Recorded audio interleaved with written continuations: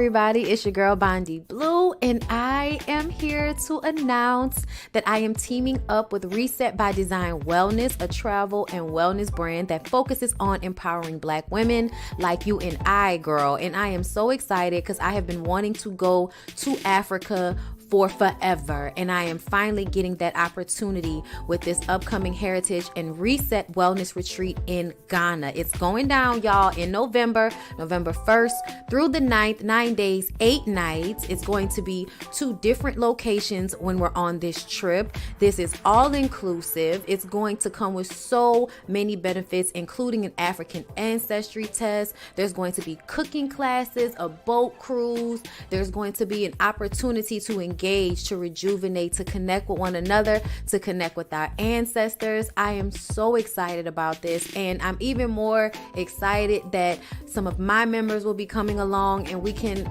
experience Africa together, because this will be my first time. So I am so excited about this. I can't wait to go, and I hope that you guys will sign up. The link is down below in the description box. Don't worry, girl, I will be reminding y'all about this, so y'all might get tired of me talking about it, but that's okay, because it is important for us to all travel and have these amazing experiences, and some of them, girl, we need to have together. So go ahead down below in the description box, book it. Listen here, girl, I know you think it's a game, but it is absolutely not, okay? This is the energy supplement from Just Move Supplements. That's right, it's damn near all gone, girl, and that's because I had to get that energy up so I can complete the workout, so I can give y'all this body, this transformation, get into it, okay? And I'm done working out now, so that's why we're moving on to the protein shakes. Oh yes, it's already in there, girl. It's already made right here. This is the mixture of the banana pudding, the chocolate cake, and the buttercream cupcake. And you really want to be fancy, you can go ahead and add that blueberry muffin if that's what you want to do, girl. But for me, it's these 3 right here, okay? You put that with some almond milk, you mix it all up in honey, okay? Your muscles have gained life, new energy, agility. Get into it, okay? Just Move Supplements. Thank you very much. Hold up, Chief. Okay, don't forget about that TLC NutriBurst to get that multivitamin pocket, because we all need a little extra. And child, if you want that sea moss that go down smooth, don't come up rough, okay? Get into the TLC Nautica sea moss. Yes, get that from me. And child, if your stomach hurt and you need to move some things around so you can be free, okay, go ahead and get that ISOT down below in the description box. Get it all from me. Come on in, come on in, come on in, not come on in, not come. Sorry, y'all know I'm weird, whatever. Hey everybody, what's up? It's your girl BondyBlue. So let's go ahead. Hey everybody, what's up? It's your girl BondyBlue. Okay, follow me on Instagram and let's get into the video, right? Oh, God. Y'all sure do make it hard for a woman to be honest. Y'all sure do make it hard for a woman to be honest. I really see now. I see why the girls just scoot back, you know what I'm saying, and say nothing. I see why the girls just scoot back and say nothing. But you know that's not what I do. So I hope y'all came through, because y'all know how I am, right?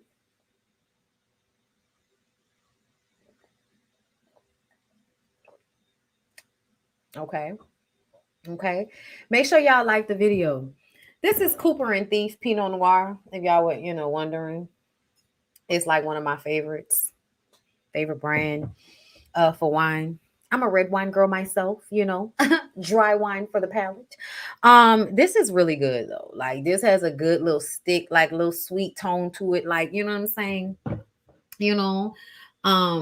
Aged in brandy, okay? Caramel, lush, spice, cherry. Okay, that's what it's giving.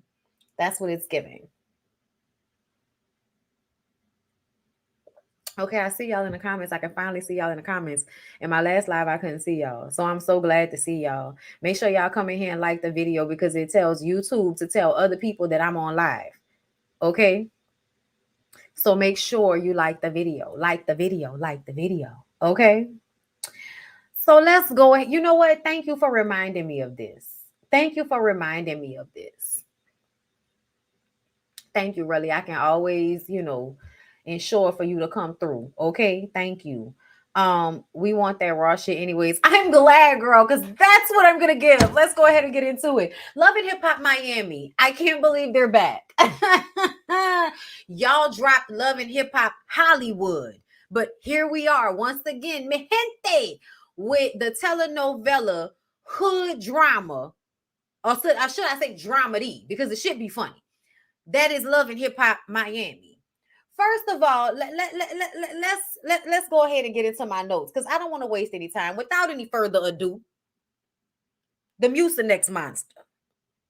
That's what I call Trick Daddy. Okay. I go in on Trick Daddy. If you are new here, I want you to know I go in on Trick Daddy. And I honestly feel like people like me that go in on Trick Daddy is the reason why Trick Daddy is now on this season of the show boxing and shit, because he's trying to get halfway healthy. You know why? Because he's a disgusting, nasty, Mucinex monster looking ass nigga, but he still wants access to women. So he's gonna have to pretty it up because his attitude is not on point enough. So he's gonna have to pretty it up. Okay, you're gonna have to get a little bit more attractive up around there if you want us to deal with you, Trick, because you don't have enough money and you're not nice enough. And that's what has to happen. Either you're gonna have to have money and stay looking for all of them young girls like Nikki Natural and them that you can get to be all excited about the fact that you somebody famous. So they literally fuck you not only for money, but for clout. And that's a great space to be in for a nigga that look like you. So I'm not mad at it. You know what I'm saying? I want you to be happy, Trick. I really do. Because I feel like if you actually are happy and not that fake happy that a lot of men pretend that they are while they spend time terrorizing the women that have left them with smiles on their faces, because that is what Trick Daddy has done these past 2 decades to Joy. And we're going to revisit that shit all over again. And y'all going to feel sorry for this old evil ass nigga that probably dogged that lady out for dear God, which is why she did not want to have a baby with him. We don't know the specifics. But what I do know is Trick Daddy has shown himself to be extremely disrespectful, misogynistic, and the type of nigga that I feel free to go in on. And so I do. And so I do. I go in on him. So the Mucinex monster is getting his goals replaced with white teeth. When I tell y'all, Love and Hip Hop Miami producers, it's really fuck y'all for opening up the season 5 opener. Is this nigga's nasty ass mouth. Did we really need to see that? All of the girls' fucking nightmares of gold tooth niggas with stuff that's been caked in between their teeth since 1993. And you gonna put that shit front and center for us to see. I almost choked on the food I was eating when I was watching this shit. I said, how dare y'all not even warm us up for that? How dare you? How dare you? I'm sorry, y'all. That was disgusting. Thank you so much, Destiny the Boss, for the super chat, girl. I appreciate you. Okay, thank you. Hey, Erica. Y'all follow Erica, right? Y'all follow Erica, right? I feel like y'all should follow Erica, right? Okay. Nah, that's my girl. Okay. So, and sometimes you got to just, you got to make a moment out of like telling people to go follow somebody. Also, I've been drinking and I'm on one. I'm preparing everybody. So when y'all are in the comments like, Bondy's on one. Yeah. Okay. So Safari is there looking like the devil. I was like, not this nigga looking like the devil. He had red flamed glasses on and he was wearing an all red, looked like it was a leather jumpsuit. I said, nigga, what is the weather like in Miami for you to be wearing an all red sweatsuit? What's happening? It's giving demon. It's giving demon. It's giving the devil. Okay? It's giving this man don't care about nobody. Don't trust this man because anytime he is being nice to you, it's a trick. It's a trick, girl. Don't be nice to him because as soon as you nice to him, he gonna wait for your most vulnerable, unsuspecting moment to gut punch you with some I don't give a fuck asshole type behavior after begging you and showering you with gifts and making you think that he was a humble, emotionally intelligent man. This is the reason why I low-key don't be so mad at the girls because these niggas put in so much effort to confuse them. And if I was being real with myself, and I put myself in some of these women's shoes, I totally understand how they could be on this show looking an absolute fucking fool. Looking a whole ass fool. Erica, baby, I can't wait to get to you. And listen, please take this verbal ass whipping the way it's intended for you to like hear it, let it sink in, and at some point in your rabbit ass life, come to us an evolved human being responsible for her own life. Whenever you can do that, I would appreciate you to come and tell us you've done it. Because at this point, that's not what it's given. It's not given I'm fully responsible for my own mistakes and my own decisions. It's given I like to keep creating messes in my life because I have no discipline. And then I swim around in the shit and like, oh my God, he's treating me so bad. And it's like, yeah, he is. And he should rot in hell. He absolutely should. But at some point, when does the pattern stick for you? When does the pattern stick? How many times do you need to cycle through it? How many times do we need to cycle through Safari, making you think he's a good guy, waiting for you to get comfortable, and then as if he was purposefully waiting for this moment when you are at your weakest with him, gut punch that ass. Hurt her feelings in some type of way. Hurt her feelings, demeanor, degrade her, whatever she thought it was, make her feel the exact opposite. So she will go from being on a high after she was hopping on that big ass dick to all of a sudden being down below under your shoe where you actually want her. But she can only get under your shoe if you've had her floating in the air before. That's how I knew that Erica and Safari hadn't stopped fucking, because in real life, and that's how I know that Erica Dixon and Scrappy have not stopped fucking. Maybe not all the time like that, but there have been some instances over the years, because that's the only thing that makes sense in my mind for why any woman that has been dogged out repeatedly by the same ain't shit nigga will keep going back to him. The only reason you standing up for him, the only reason you defending him, the only reason you getting mad about who he fucking with, the only reason you getting mad about whose kids he's helping with and all of that is because you're still expecting him to be a good guy to you. And that's the mistake you keep making. Ma'am, recognize the nigga for who he is. When I tell y'all, Safari wouldn't even be able to make my nose itch. He wouldn't be able to make my nose itch. I would not depend on him financially. I wouldn't give a fuck about if he was paying child support or not. He would probably have to work so hard to get on my nerves, because I would just completely cut him off. Like, I don't care about what you feel. I don't care about what you have going on. I don't care if you pay child support. I don't care if you come see the kids. I don't care if you're fucking another woman. I have no use for you. You have shown me exactly who you are, and I no longer give a fuck. So that means I'm not going to be anywhere getting upset over you. Especially not publicly, and especially not in front of nobody. Now, bitch, if my feelings get hurt behind something and I go cry in my pillow or in my fucking shower, that's my prerogative. But see, all of this outward expression of emotion over niggas that keep showing you that they don't care about your feelings at all, girl, you embarrassing yourself at this point. You embarrassing yourself at this point. Okay? But anyway, Safari's the fucking devil, as I was saying, and he's being passed around the franchises like he should be. To me, Safari is exactly what he should be. The only problem the women have an issue with him is because they think he's supposed to love them. They think Curtis was supposed to love me. Girl, he's not supposed to love you. He's supposed to fuck you. He's supposed to possibly get you pregnant if you want a baby, and you want a baby by a man with his specific gene set. Girl. That's it. I want y'all to stop expecting them to do stuff. That's what I want. I want y'all to stop expecting them to do stuff. They hate when you do that too. Expect a nigga to be an ain't shit nigga and don't require nothing, but also don't give him access to you and watch he blows a fucking gasket. Watch he blow a gasket.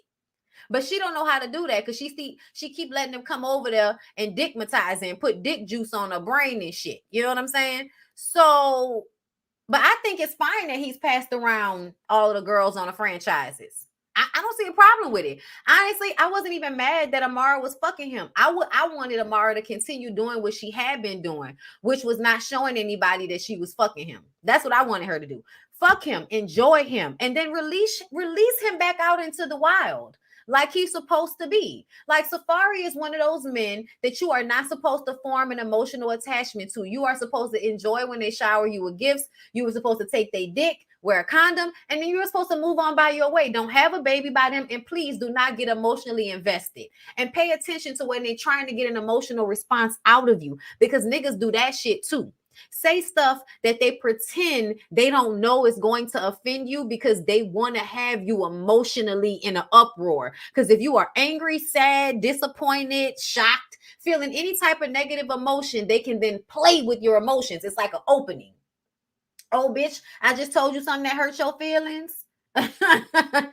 Now I have an opening to gut punch that ass. And niggas be trying to do that. And it's so funny to me that y'all think that they don't. Y'all really think Safari, Scrappy, and Chaotic, and Ray J, and Trick Daddy are not trying to hurt their women, that's just the way they are? No, they're absolutely making an effort to embarrass, to degrade, to disrespect, to cheat on, to hurt. Like, yeah, they are. Yeah, they absolutely are. And it's weird that nobody notices that that's what's happening. But anyway, I believe that Safari should be passed around the franchises just as he's passing himself around. Just stop getting your emotions involved. Trick asked, where is the car seat for Amara's two twins in the back of his car? And he says they're best friends. Let me tell you something. You're not best friends with that nigga. You're not best friends with that nigga. Let me tell you something. I've had the same dude. Like we stopped talking for like a decade. Now we didn't start it back, and it's just like we never left. I feel like I can say that he's my best friend. I can, because we were friends in like the 8th and 9th grade, like 6, 7, 8, 9 grade. Like we've been friends in like this since 12. He's literally damn near the same person, just an adult version, and the same for me. So I feel like I can call him that. But do you know what I do understand? Do you know what I understand about him? That as much as I am his friend and I was his best friend before anybody else was really this nigga's best friend, he values his friendships with other men more than he values his relationship with me. So what I'm not going to ever do is do too much fighting on his behalf. Ever. I'm always going to be like, son, that's a red flag if you ask me. It's a red flag, son. I'm gonna tell him when I see red flags. You know what I'm saying? I'm also gonna tell his girlfriend or whoever he's seeing, hey, don't let that nigga punk you. Okay? Don't let that nigga punk you, because he'll try to punk you. Don't let him punk you now. Okay? Because I know it's just tiring. He'll tire your ass out. And then you'll let him punk you just because you tired. You know what I'm saying? Don't let him punk you, friend. Don't do it. So I'm gonna speak on the woman's behalf and my friend's behalf because I'm a balanced individual. Okay? To me, it's a fucking mistake when a woman walking around thinking she that close with a man that he is going to not, I'm not going to say play her to the left, but the value ain't the same. His friendships with other men are always going to matter more than his friendship with you. It's the way they're socialized. It's just what it is. Okay? In order to actually deal with one another, I feel like most of them can't really attach themselves to us unless they fucking us, because that means they have too many too many. Being close to women is not a good thing for most men. Enough to make sure that they're actually being men, but not enough to see them on the same level friend-wise the way they do their male friends. And it's because they're men. And I get it. I didn't used to get it because I didn't have those type of relationships with women that I had with men. For everybody who thinks that I don't like men. For everybody who thinks because I can really look at the state of affairs here and see the imbalance in the injustice in the way women and men's relationships kind of work out, in the way people react and handle women versus the way they handle men. Like, I can look at that and see that very clearly. At the same time, being a woman who was heavily male identified, meaning that not only was I male identified in a way that I would defend men and I don't like women that much because y'all do too much, but also in a way that I date women.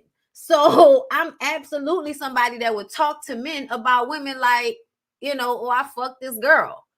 You know what I'm saying? So like when people hear me talking and they really think that I'm somebody that just don't like men at all, it's like you have it all wrong. You have it all wrong. You have it all wrong. You really do. You have no idea. Child, even people thinking that I'm not as sexually attracted to men as I am to women. And I just be like, child, that's what you think. That's what you would think. Okay. But no, I'm just not dick crazy. I'm not. I used to be. There was a point in time, but I learned. And so I am no longer. You know what I'm saying? We all have our moments. It's not like judgment, but like, bitch, wake the fuck up. You know what I'm saying? Like at some point, big age, wake the fuck up. Okay. Because a lot of men have a lack of understanding when it comes to how women are socialized. And I feel like now a lot of women don't even understand how they're socialized. They have no idea how they have been made to think a certain way because of all of the influences around them. And I recognize how these influences affected me. I used to be paying attention, and I know I'm going on a tangent and we're going to get back to the show, but fuck with me or don't. But when I was young, y'all remember, because I'm 35. So if y'all was young around my age, y'all remember B2K? Y'all, it was such a thing for you to like dudes who look like Lil Fizz. Stop playing with me. If you was light skinned with curly hair in the early 2000s, bitch, you was still winning, whether you was a male or a female. I made a conscious effort that I would not date, like, or really take anybody seriously that looked like that, because I didn't want to be perceived as somebody that was only being wooed by that, because I was paying attention to the way I felt like as a kid we were being manipulated to like people that had light skin and curly hair. And I was like, why do I feel like y'all are forcing this on me? And because I had an understanding of my mother and her dark complexion and how she was made to feel like you're pretty for a dark-skinned girl, I had that understanding very early on. And I understood that in my early mid-teens and shit, 12, 13, around that age, and I'm looking at the stuff that's being geared towards us, it was very much still colorist. You know what I'm saying? You could have liked whoever you wanted to, but I still feel like that's what we were being like, even before my era. Before my era, it was Chico DeBarge and all of them niggas that my cousins was really into, light-skinned niggas with curly hair. Like it wasn't until like mid to late 90s that real dark-skinned men became the in thing. Like it took a lot of 90s movies in order for that to become the desired effect. Chill out, okay? Chill out. Okay, because I remember my mama saying she always did like darker complected men, but they did not like her because she was darker complected. So the only men that really showed my mom a lot of attention was light-skinned men, because light-skinned men felt like they had been shunned from the Black community, like they wasn't Black enough. So they wanted to make sure they went and had children with a Black woman because they did not want to continue to be in their community being made to feel like they were on the outside of it. Even if they reap the benefits of the colorism, that's still in their mind how they felt about it. Just the same as how colorist men want to have children, dark-skinned men want to have children with light-skinned women so that they can lighten their children up. Everybody's always with the grass is greener bullshit. You know what I'm saying? But I feel like back then, with that colorism shit, they was trying real hard to push Lil Fizzle Pop on us. And I refused. I made a conscious effort to not only be attracted to or date people that were light complected, because I felt like that's what I was being manipulated to do in my preteens. So trust me when I tell you, I can see on another fucking level.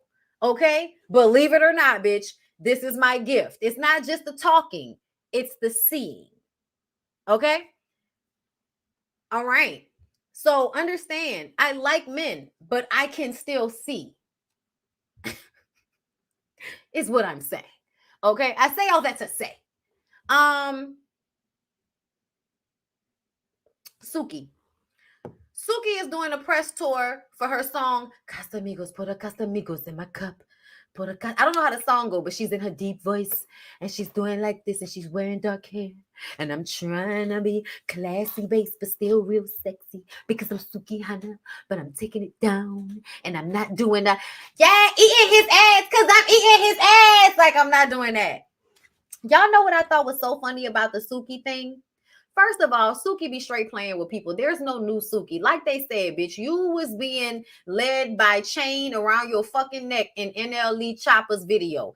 And me personally, as much as I am into kink, I would never let somebody publicize my kink in that manner because I understand how publicizing it can, especially with women, can often continue to hurt the image of women. And when I say the image of women, what I mean is, as we saw in this episode, because Suki is an over-sexualized individual, what people like to do is to be boundaryless with her. Because they feel that she has no boundaries, they decide they can say anything to her. Like Drew.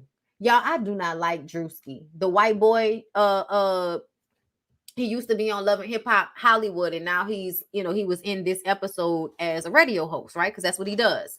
Honestly, I feel like I do not like that man. I do not like that man. When he asked her, did she let Afro Beats pee on her?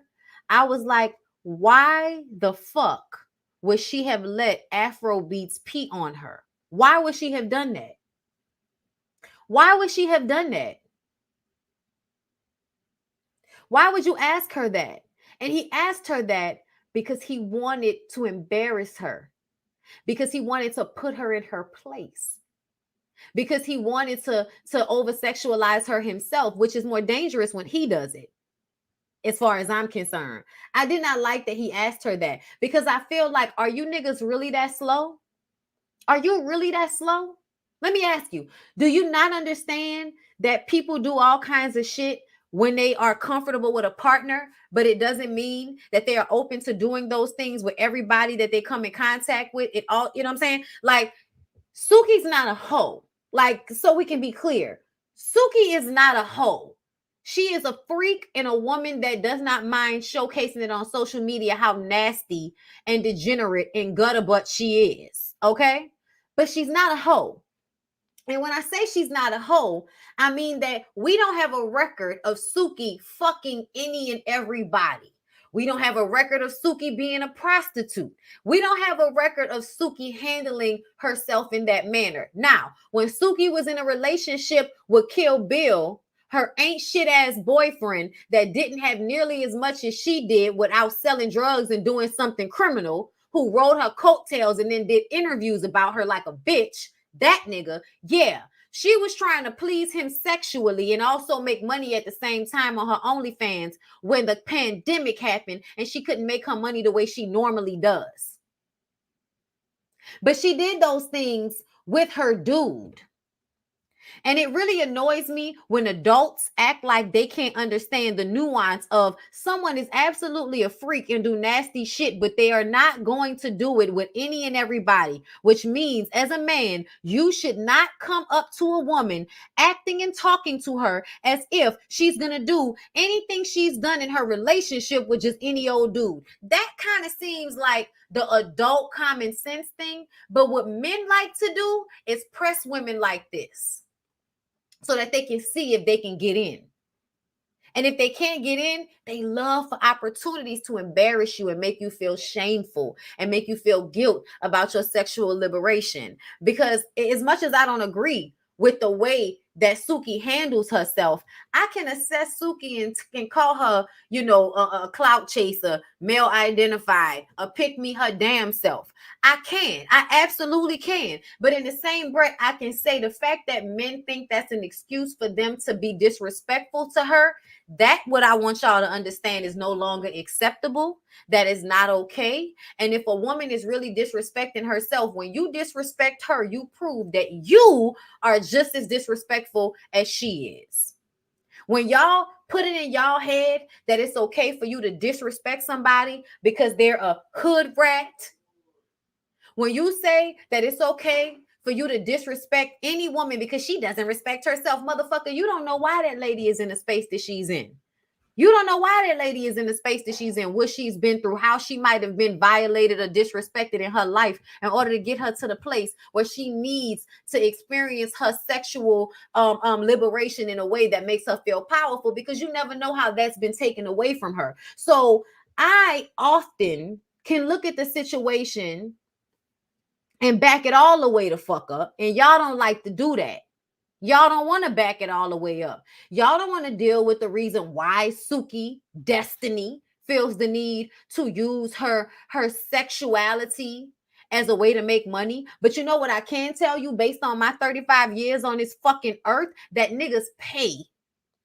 No matter how scuttlebutt, ghetto, and hood you think a bitch is, those same rich-ass white men that you think are above you will pay thousands of dollars to have a bitch like Suki step on their back in heels.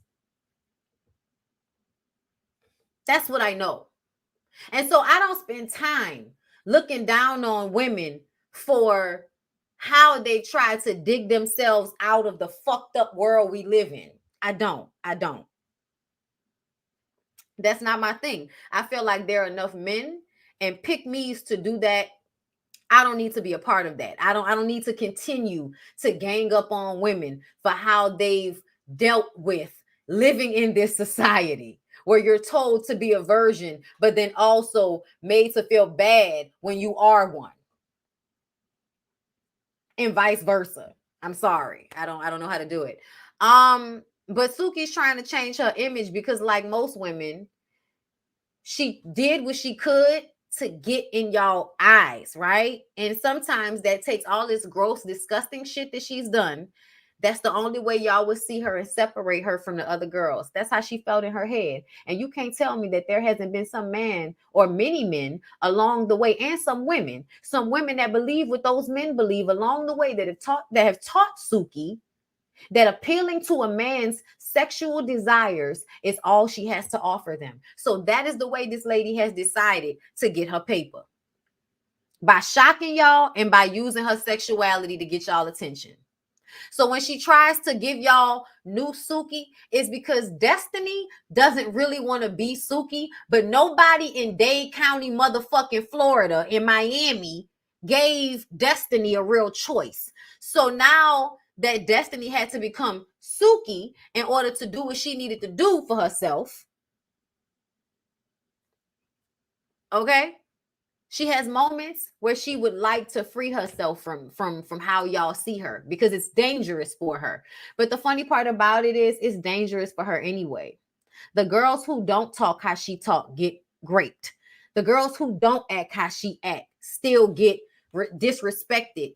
The girls who don't handle themselves how she handle herself still end up getting abused and hit on by niggas all the time.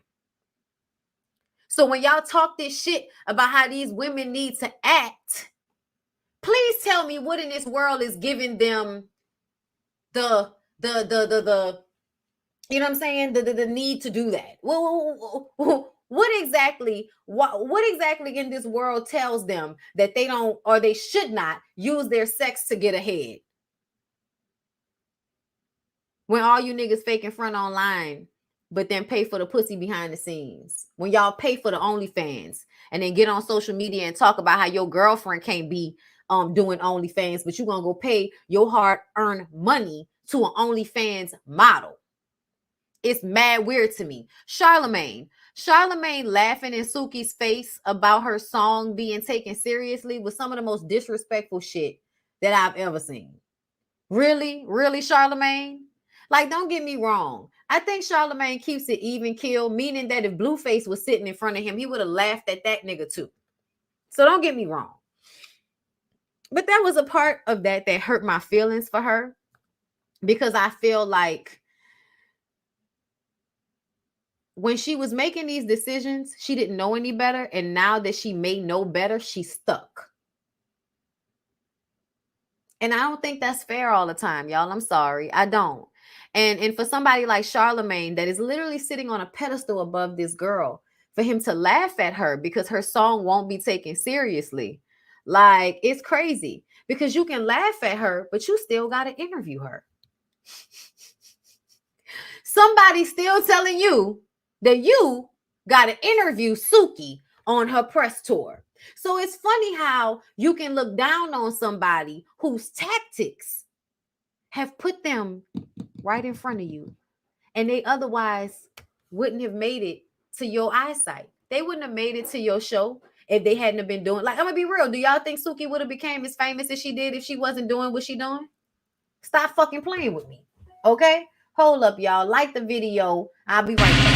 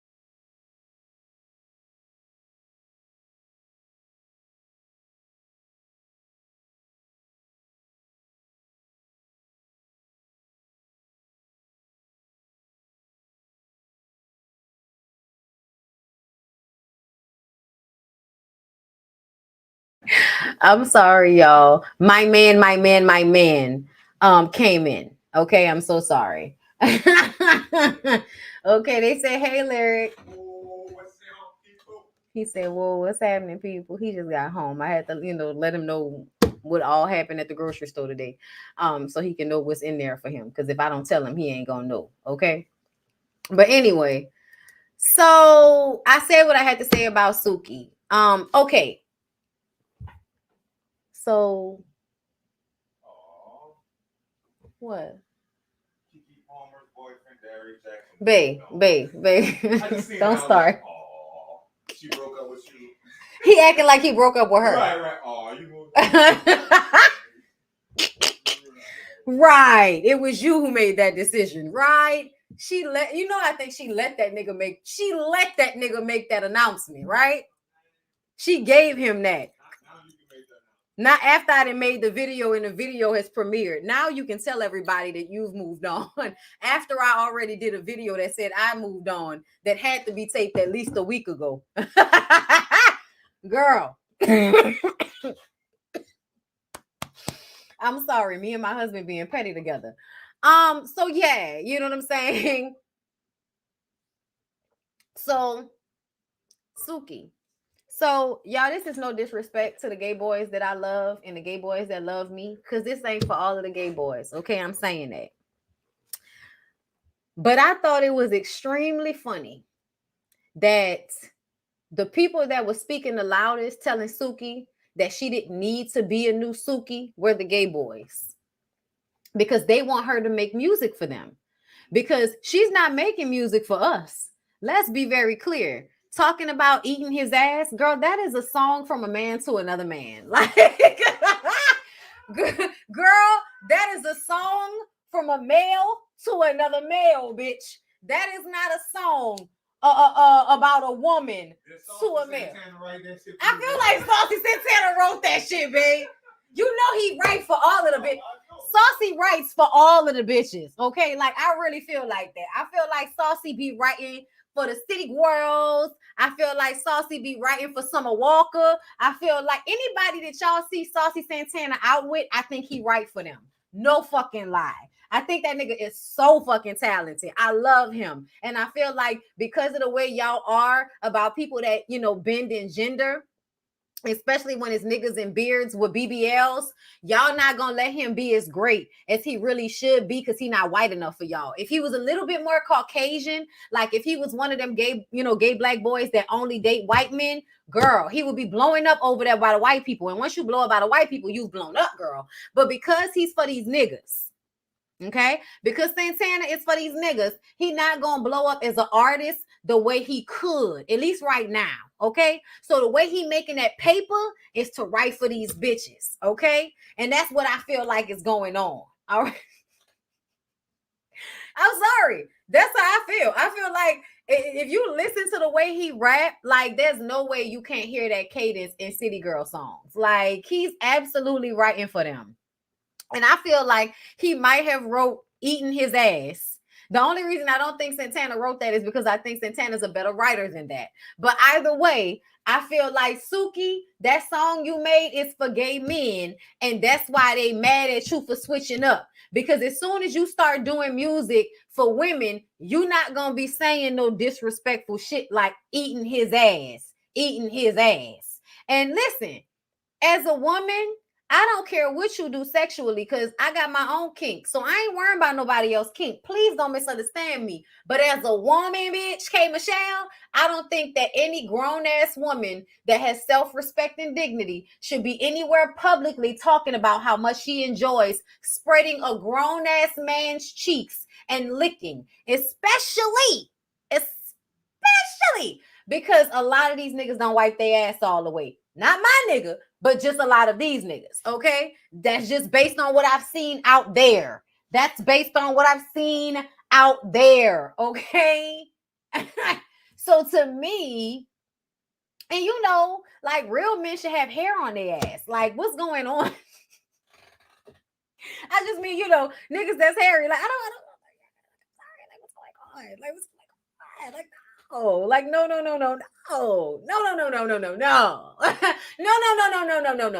No. Like, to be clear, when Trina, the baddest bitch, decided that she wanted to tell the motherfucking national syndicated radio public that she really wanted to make a nigga so happy and that's why she gonna eat his ass, I was like, Trina, bitch, way to disappoint all of the young women that grew up loving you. Way to disappoint us, bitch. Way to disappoint all of the young black women. Yo, Queen of the City Girl title, Sarah Dope. You heard me? Yeah. You remember I heard what you said. I'm talking about Trina. I hear you, baby. Like how you go from, you know what I'm saying, a nigga eating you on your period to you eating a nigga food. That's very disrespectful. But what's most important is that you standing in front of me like this. How many times you seen me like this, bro? I mean, it hasn't gotten old yet. Go get in the shower, bro. Anyway, I'm sorry, y'all. Late night videos be like this. But yeah, back to Trina. Ma'am.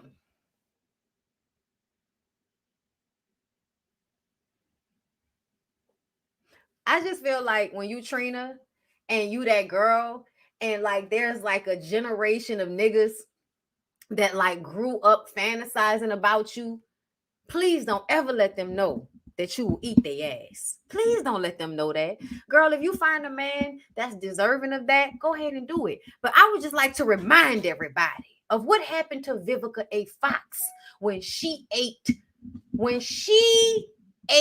50 Cent's ass. Do y'all know what happened when Vivica Fox ate Curtis's ass? Curtis later on told us that online to embarrass her. Has that woman been the same ever since? I don't know.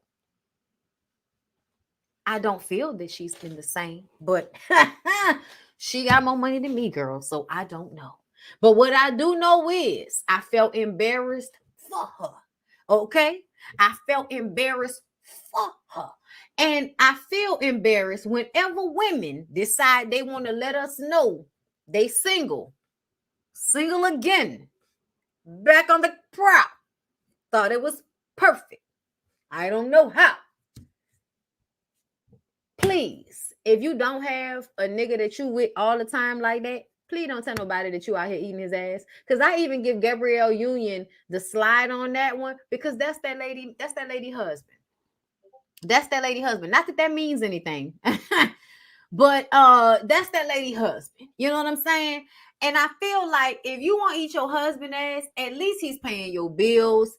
And if you want to do that in the privacy of your home and you want to tell us that in a podcast or in a book, bitch, I guess. You know, I wish you wouldn't. But if that's what you want to do, at least he for you and you for him in a way that y'all do that. Okay? But Trina, single again, back on the prowl. Thought it was perfect. I don't know how.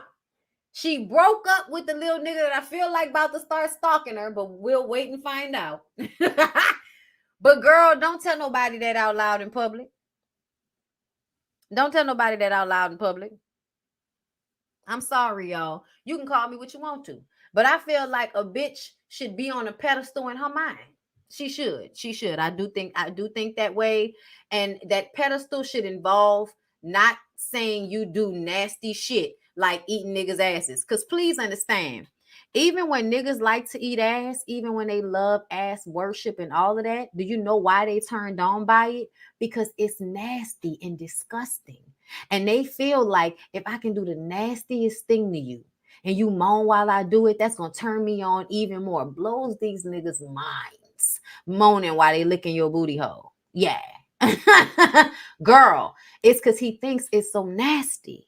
So why would you, with your beautiful face, stick your tongue in this nigga's ass? It's not like, it doesn't feel like bad bitch behavior. That's all I'm gonna say. And I'm gonna leave it there, you know. Ray J and Prink, y'all. I am so happy for Prink. I'm sorry, y'all, but Princess ain't never had shit her whole life. She has been one of the pick-meest, hurry up and save me so I don't have to work. I'm so beautiful ass bitches. Like, y'all, Prinky has not had to do anything but be vindictive, smart, and pretty her entire life. Okay. And when I say vindictive, I'm more so thinking about how Floyd used to be her old man before she got with Ray J. Ray J and Floyd were friends. I don't really care because I feel like Floyd probably treated her terribly. And Ray J probably was around seeing how bad Floyd treated her and was like, girl, you ain't got to take this. I'll treat you like 1% better than this nigga. Yeah, I ain't gonna hit you or nothing like that. And I ain't gonna have these bitches like just around like this, at least not for the first decade. But like maybe once we have kids, then I might bring some strippers to the house or whatever. Yeah, I might do that then.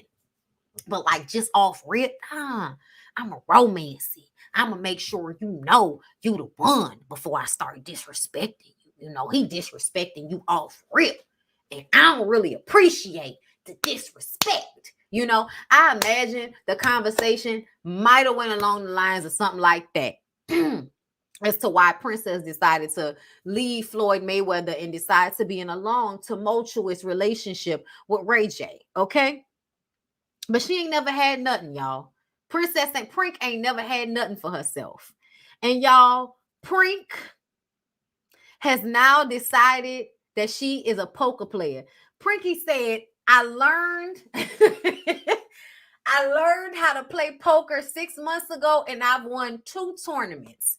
Ray J said, but you not around for the kids. What about the family? What about us spending time together? Y'all, the way this nigga was rolling around in a car with the kids in the backseat calling Prinky like she's somewhere getting bent over a sofa by some nigga, that shit was hilarious to me because it reminded me of when Prinky was pregnant and you left her in Vegas or in California or something like that to go and fuck around with some strippers. And she was like, he was like, you acting like I had you on the side of the road or something. It's like, it don't matter. She was like 7 or 8 months pregnant and she could not get in contact with you. You were not answering your phone and she was not mobile, right? And you took advantage of that moment when she was pregnant. Fuck all the stress you was putting that girl through. Fuck all that, right? Because that don't matter, right? Okay. But now she want to be a professional poker player. And he dropping the kids off at her mom's house. That's one of the reasons why they're in Vegas, because her mom lives there. And I feel like originally they moved there so you can do all your freak nasty shit that you like to do. And now that this lady's spending all this time with her husband out there in the fucking street with prostitutes and strippers, right? Because that's what she was doing last season. You was out there with the prostitutes and the strippers, okay? You guilted her into coming back to you by making it seem like she was a bad mother because she went in and got her a little boyfriend or a little side or something. And so now y'all are back in this, shit show of a marriage once again. And she's found something, an outlet in gambling. But for her, it's a little bit better because she's not broke. She's not Kim Zolciak. Her nigga is making money constantly and bringing money in constantly. And I feel like, Ray J, you've absolutely thrown more than $1.2 million into the air at various strip clubs over the past 10 years of y'all's relationship. I know you have. I know you have. So for me, because we know that Ray J is very generous, meaning that Ray J likes to throw out money to everybody to make himself look good. Okay? He likes to throw money on strippers. It makes him look good. Okay? He can be full in his ego as the rich little man he is, being able to tell these bitches whatever he wants to tell them and throw money on them. And then he has Prinky at home who's all beautiful and having little beautiful Black Asian kids for him. And he can be like disrespecting her. And when she start crying, you're hurting me, Ray J. She's like, bitch, here goes some money. Shut the fuck up. You know what I'm saying? Here go a Benz truck, bitch. Shut the fuck up. Here go a car and some flowers in a bag, bitch. Shut the fuck up. And she gets over it. It shuts the fuck up. It works every time. So I feel like if he can waste money the way he has on strippers and prostitutes and hoes and making up for all of the unnecessary drama you put the lady through by being messy and not keeping your shit cute and under wraps like a lot of men do, now she's a gambler. And I feel like she's entitled to at least lose a good $5 million of y'all dollars, $10 million. I feel like y'all probably have a good upwards of 20, 50 million, probably, Ray J. Let's see what Ray J's net worth is. Because he talked about what she lost, but he didn't talk about how much money she made gambling. Because Prinky says she won 2 tournaments in the 6 months that she's learned how to play poker. Excuse me. So y'all know the internet be lying. But they say that Ray J's salary as of June 8, 2023, his net worth is $14 million and he's making salary of $1 million per year. I can tell y'all right now, based on him being a Trump supporter, that's a lie. Anything that's being reported on Ray J, please assume that Ray J is making more money than any amount of money is being reported on him, because he's a Trump supporter and he's trying to make sure that y'all don't take all of his money, which lets me know he's smart about hiding his money. What I learned about white men and Republicans and people that really are trying to not be taxed on their money, but they want to make laws about other people's bodies. It's so funny, hypocritical, if you will. But either way, whenever it comes to money, they don't want to be taxed, right? So they find all of these ways, loopholes. Like they spend a lot of money on CPAs and lawyers to find loopholes so that they don't have to, pay a lot of money back. So I feel like, ultimately, I think Ray J absolutely is making way more than $1 million a year, because if Prinky is losing $1.2 million, and I know Prink is bringing in her own money too, because she has her deals on Instagram. She's not just using his money. I bet you any money she's only gambling with her own money. But in his mind, he's losing money because I guess she's spending her own money. I don't know. But either way, I feel like they putting 20 on 10. Shout out to Roxanne. I feel like it's fake. I feel like he might actually be feeling a way about her gambling, but it's not that serious. I think it's more so you mad that she has something that takes her away. And she has this attitude that you did shit all these years, so now I'm going to do what the fuck I want to do. Okay? And honestly, I'm not mad about it. If this is a storyline y'all want to have for Ray J and Princess, I'm fine with that. I'm enjoying Ray J being really upset at the fact that Princess is sitting at these poker tables in her Asian lady tracksuit. You know what I'm saying? Flirting with the rich white men that find her extremely beautiful and love the fact that she likes to play poker. So they just sit and talk and play poker. That's another thing I think he's upset about. Ray J's scared that some rich white man gonna come and scoop up on Prink, because just the way you got her, you can lose her, right? Just the way you got her, you can lose her. But to me, the fact that Princess went from Floyd to Ray J, that should let you know it's not all about money for her, because that was absolutely a decrease. That was a decrease. But yeah, I just kind of feel like Ray J was out here having like unprotected sex with strippers and prostitutes, had them all in her house. So yeah, I don't think there's anything she can do at this point that would really even be equal to what he's done to her. So I'm like, gamble away, sis. Gamble away. He know how to protect his money. I'm not worried. He's just mad that he's out of control. He's mad he's out of control. And I don't really care. I don't really care about it. Okay. I wish all of the poker tournaments and cute little rich Indian, Asian, and white men that gamble their money away too. I wish them to spend a lot of time making you feel real special and making you feel like you are the most beautiful girl down to the poker tables in a tracksuit prink. Because we know that Ray J been playing like you didn't matter for years. Child, I love the way niggas want to cheat on you, dog you out, disrespect you in front of your face, throw you in pools, all that shit. Right? All that shit. But then turn around and act like you just stabbed them in the fucking heart when you leave them and go get a boyfriend. I don't know if y'all remember that nigga lost his fucking mind last season. He said she was a bad mama and everything. Now she at the house gambling and you still mad. What do you want Prinky to do? Do you want Prinky to just be at the house like a Stepford wife? I think he wants Prink to be a Stepford wife. Yes. Yes, Erica. Hold up. Yes, Erica. It's cool when they do it, girl. Yes, I want her to ignore him and keep it pushing. And you know, I know they came to Miami like it's all a storyline, but bitch, go sit in front of them damn poker tables down in Miami.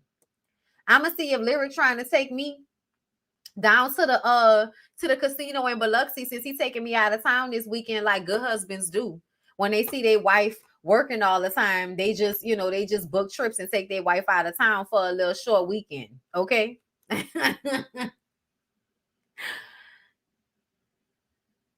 But don't listen to me. I'm just saying, don't listen to me. I don't know what I'm talking about, girl. Suffer, please. Okay, suffer. Please suffer in your relationships. That's what you're supposed to do. Okay, let's get to the telenovela. Oh, girl. Okay, so let me do it. Amara La Negra in Love and Hip Hop Miami, a telenovela. She's in a steamy sex scene with Safari. At first, we thought someone was coming to hurt her. We didn't know what was going to happen. But then the creepy fingers turned into loving arms. And they kissed. And it was so passionate. And she wanted him. She was turned on. Odios míos. It was so sexy.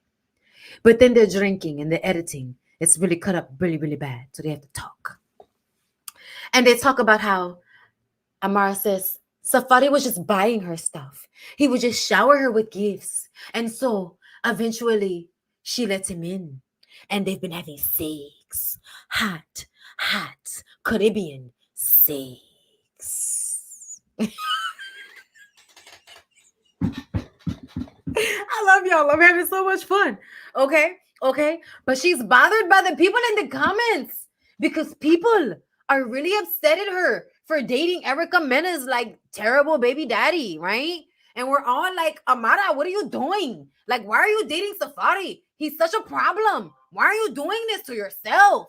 And so she's like really affected. So she's like, you know, she's like, Safari, I know I'm trying so hard not to be hurt like I was in the past, you know, by Alan. And he's like, you being negative. You just really being negative right now. Like you really taking into account your past and my past. You really thinking about the way I just dogged my wife out and cheated on her. And I ain't really over there right now helping her with the babies. Bitch, don't think about that. What's wrong with you? We both been hurt. Let's just enjoy each other. Yeah. When I came in and heard Bucky and her hair giving your girl good advice, I said, "Oh Lord." When Bucky's giving you good advice, first of all, Bucky can't even give good advice. Hold on, because I'm gonna get the Bucky in her hair. Shout out to Roxanne. She was like, you know what I'm saying? He need to change before, you know what I'm saying? But she can't talk to nobody. Her nigga got plaits, a monogram polo, and sunglasses on at a fucking baby party. You can't trust no nigga with plaits, a monogram polo, and sunglasses like inside. That's too many components for me to tell you he's a fuck nigga. But wait a minute, okay? So she's really bothered by people's comments.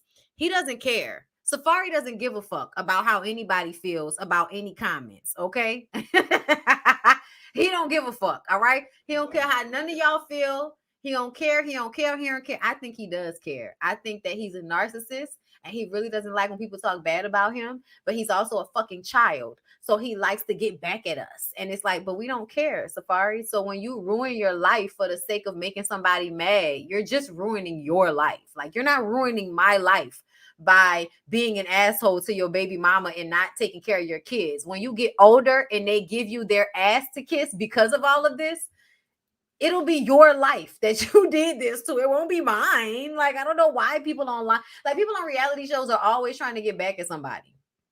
Right? Y'all called them out on something they did. Y'all said something in the comments. Y'all dragged them for their fucked up behavior. And now they somewhere wishing death on you. Like, them continuing to be toxic in their relationships is hurting you. Like, I'm not fucking you, Safari. You being an ain't shit ass nigga is not bothering me. But it's going to absolutely bother your baby mama, and therefore will affect how your kids feel about you. Those are the only people that matter. Child, the way Prinky is over there protecting Ray J's kids from his image. Let's see how long that happens. By the time them children become teenagers, they're gonna be reading the fuck out their daddies. They may not do it online, but trust me, you send black children, because Prinky's children with Ray J will be considered black. You send those smart black kids to schools where they're taught to be critical thinkers because they're in a higher tax bracket. They're not supposed to be as dumb as everybody else. So you're going to send them to a school where they actually use their critical thinking skills. Okay, you're still going to brainwash them into the patriarchy and religion and whatever the fuck else to make them, do what you want them to do. But essentially, when those kids go to school and start to learn critical thinking skills, and they are then able to Google their dad on social media, they'll see him pushing their mom in a fucking pool. They'll see him pouring feminine products out with the ex-girlfriend that he was cheating on before he got with your mom. They'll see him at the strip club. I mean, well, not the strip club. They'll see him in a hotel room with strippers, throwing wands and letting the strippers disrespect your mom. Then they'll see your mom. They'll Google and see your mom going to jail in New Orleans for your dad because he was supposed to bring her some food back, but instead decided to go out there and act a fool in the streets. They'll Google all these things. And if they have any sense and they aren't fully brainwashed, they will surmise that you ain't shit for themselves. So keep going. You're not hurting us. Anyway, so back to the telenovela. Amara throws a party for her babies. And Amara, I'm going to have to call you out because honestly, I feel like, I don't want to say it like this, but you're a raggedy bitch for making your baby's birthday party. First of all, romanticizing European culture. Oh my God. Like, what's happening here? Like, you couldn't get anything that reflected your own ethnicity? Like, that's what killed me about you Afro-Latinas. Y'all act like y'all proud of y'all blackness because it's in. But you throw a baby's party and you want to what? Bring back the old days of Spain when they were living in opulence while making money off of their slaves that look like you? Like, what the fuck's happening here, girl? I don't know. But it feels tone deaf. And then you use this as an opportunity to have Safari be presented to the world your baby's party. It feels like using your babies as a shield. That's what it feels like. You ain't shit. You ain't shit, Amara. That's fucked up to me. But even more so, why you ain't shit? This right here. Because y'all, as much as you want to blame Amara, and we can go in on her, who was feeding Amara Disney princess movies her whole fucking life? You'll say it's her mom, but I'm going to say it's the world we live in. The world we live in has been teaching Amara her entire fucking life that she just needed to be a Disney princess.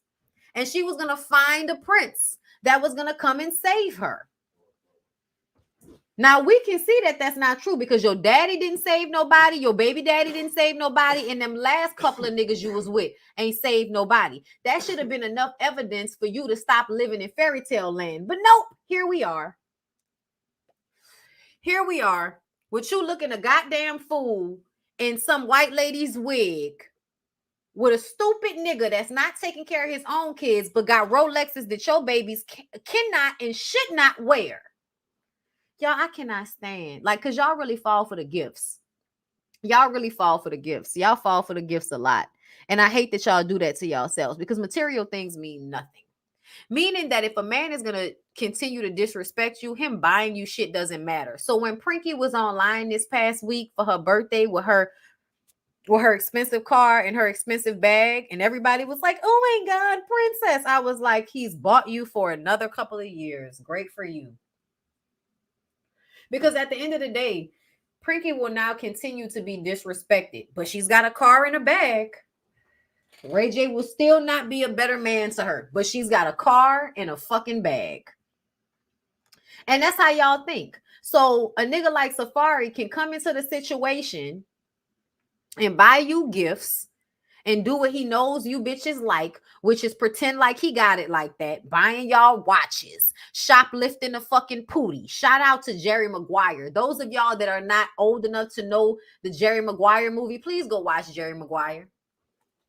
Go watch Jerry Maguire. Matter of fact, that's the next Now That We're Grown. Jerry Maguire. Jerry Maguire is the next Now That We're Grown. I've said it. It's going to happen. Babe, remember that so I can go watch Jerry Maguire. Jerry Maguire was one of my dad's favorite movies. So I have watched that shit over and over again. And one of the main things I learned about Jerry Maguire was that Jerry Maguire shoplifted the pootie. He did not really want that woman like that. Okay? He liked her kid. And he saw her as somebody that he could use, meaning that he saw her as somebody, shout out to Erica De Niro, that would be a mattress, a maid, and a mule. Okay, this was Renee Zellweger. And if y'all know anything about Renee Zellweger, she is the hopeless romantic white girl that is constantly getting her heart broke by some nigga and crying about it. And then romanticizing it and then looking for another nigga. Okay, that's Renee Zellweger's character in most of her movies. Show me the money. You know it, Peace to Mateo. Shout out to you for knowing about Jerry Maguire. But bitch, Jerry Maguire taught me a long time ago about shoplifting the pootie. Niggas that intentionally make an effort with your child because they're trying to get you. But everybody knows that if they were really watching Jerry Maguire, he did not like that lady like that. But now that we understand a little bit clearer, we understand why he didn't like that lady like that. Because most of you niggas don't like none of them ladies like that. And so, Safari, shoplifting the pootie. And he don't really like that lady like that. These men need women. They need women for sex. They need women to feel like they're a big man. Safari is not going to feel like he's a big man if he's not able to shower some woman with gifts, fuck her, and then mistreat her later on. Okay? To me, in his mind, everything he does that's nice for you is to set you up for the moment that he disappoints you, because he gets off on disappointing you, because he knows that a lot of women work in a very drug addict mindset. Okay, you shower her with gifts, you give her everything that she wants, and then you take it away. And then she starts to act like a fucking drug addict. She'll do anything to get that feeling back that you gave her the first time. So she'll overlook your disrespect. She'll overlook you playing in her face. She'll overlook you being careless and reckless with her emotions, because you've done the trick to get her addicted to your dick. What did Erica say on Love and Hip Hop Atlanta? We about to get into it. What did Erica say? He mind fucked her, and then he fucked her real good. And then what happened? Now the bitch ain't got no sense. She blackfishing. She wants to look like a Marla Negra. She gonna do whatever she can do to get this nigga back. And it's because, let me tell y'all the real truth of the situation. To me, there are no women that are bigger pick-me's than Latino women. And that's no disrespect. I love you, Latino women. I love you. Your men work hard for you, bitch. Your men aren't like our men. And I'm not talking about my man. But I'm just saying, when y'all pay attention. I live in New Orleans. The niggas that are outside begging for my money at the red light, those are black men. Sometimes white men. Okay, yeah, sometimes white men. I ain't gonna do you like that, babe. But rarely Latin men. Do you know why? Because Latin men are outside the fucking Home Depot looking to get a job. So at the end of the day, Latino women, I let y'all be the biggest pick-me's, because at the end of the day, those niggas actually at large take care of y'all no matter what their situation is. They can be poor, they can not have a lot, but them niggas gonna go stand outside Home Depot in 100-degree weather all day so that they can get a job, so they can bring that fucking check home to you so you can cook them some beans and rice. I ain't mad at you, bitch, because you doing the best you can in this system too. But I need y'all to understand why Erica Mena is the most despicable of all the bitches. That's why. Because she's a Latina. So understand, even though she want a black man instead of a Latina, she's been raised to worship men because that's what Latina women are raised to do. They are largely Catholic. Okay? They are largely Catholic, and they are absolutely socialized to worship and do everything for a man. All they want to do is be down at the house in a fucking house coat, cooking rice and beans, taking care of 11 fucking children, so that Pedro can go out and work at the Home Depot until he get on and get his money up. Because please believe that nigga gonna get his money up. Okay? So it makes sense for Maria and them to be, you know what I'm saying, doing some of this shit. It don't make sense for black women in the same way. But what happens when you get somebody like Amara La Negra and Erica Mena? They are raised Latina culturally, but they seek out black men.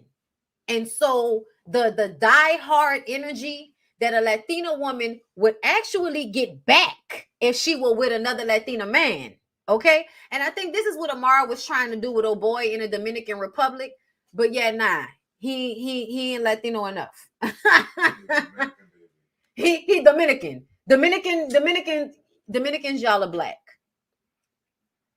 Dominicans, hi honey, you're black. At large, y'all are black, okay? Which is why Alan and Amara's daddy are deadbeats, because the Dominicans are black men. I know y'all gonna be mad at me, but the Mexicans don't have these issues at the same rate. The Mexican women don't have these issues at the same rate, bitch. I don't even think the Puerto Rican. Listen, I know black. I Dominican, bitch. You can tell yourself whatever you want to, but based on our socialization and the way y'all are showing up, Dominican, you're black. Okay? You're lying to yourself. You're black. Either way, the mentality of your nigga is black. Okay? Okay? Now, Latin men will be abusive. They'll smack the fuck out you. That's why I think you need some cultural sensitivity, Bondi.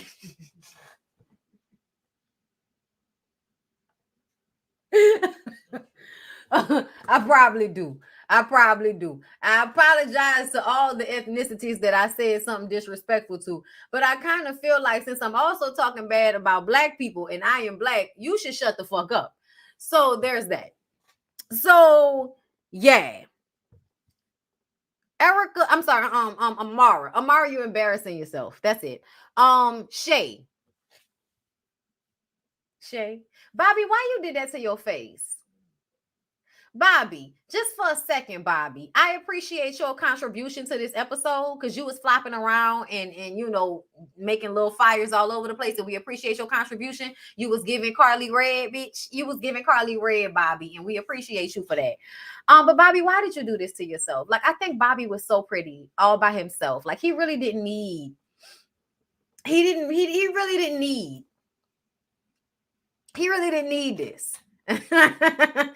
didn't need the lip injections. He didn't. I think Bobby was pretty all by himself. And I hate that Bobby has fucked with even his ass. I'm like, Bobby, you didn't need any of that, Bobby.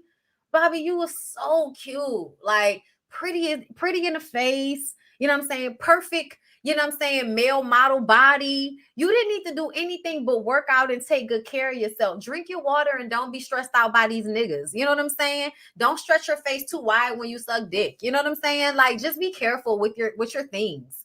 And you've now decided to fuck with yourself. And I really just wish you didn't do that, because you didn't need to. You really didn't. And I don't know if anybody told you that, because I feel like people always feel the need to keep up with what they see on reality TV. But some people on reality TV look a fucking mess. They look a fucking mess. And Bobby, you and them lips look a fucking mess. And you didn't need to do that, because you was cute all natural, son.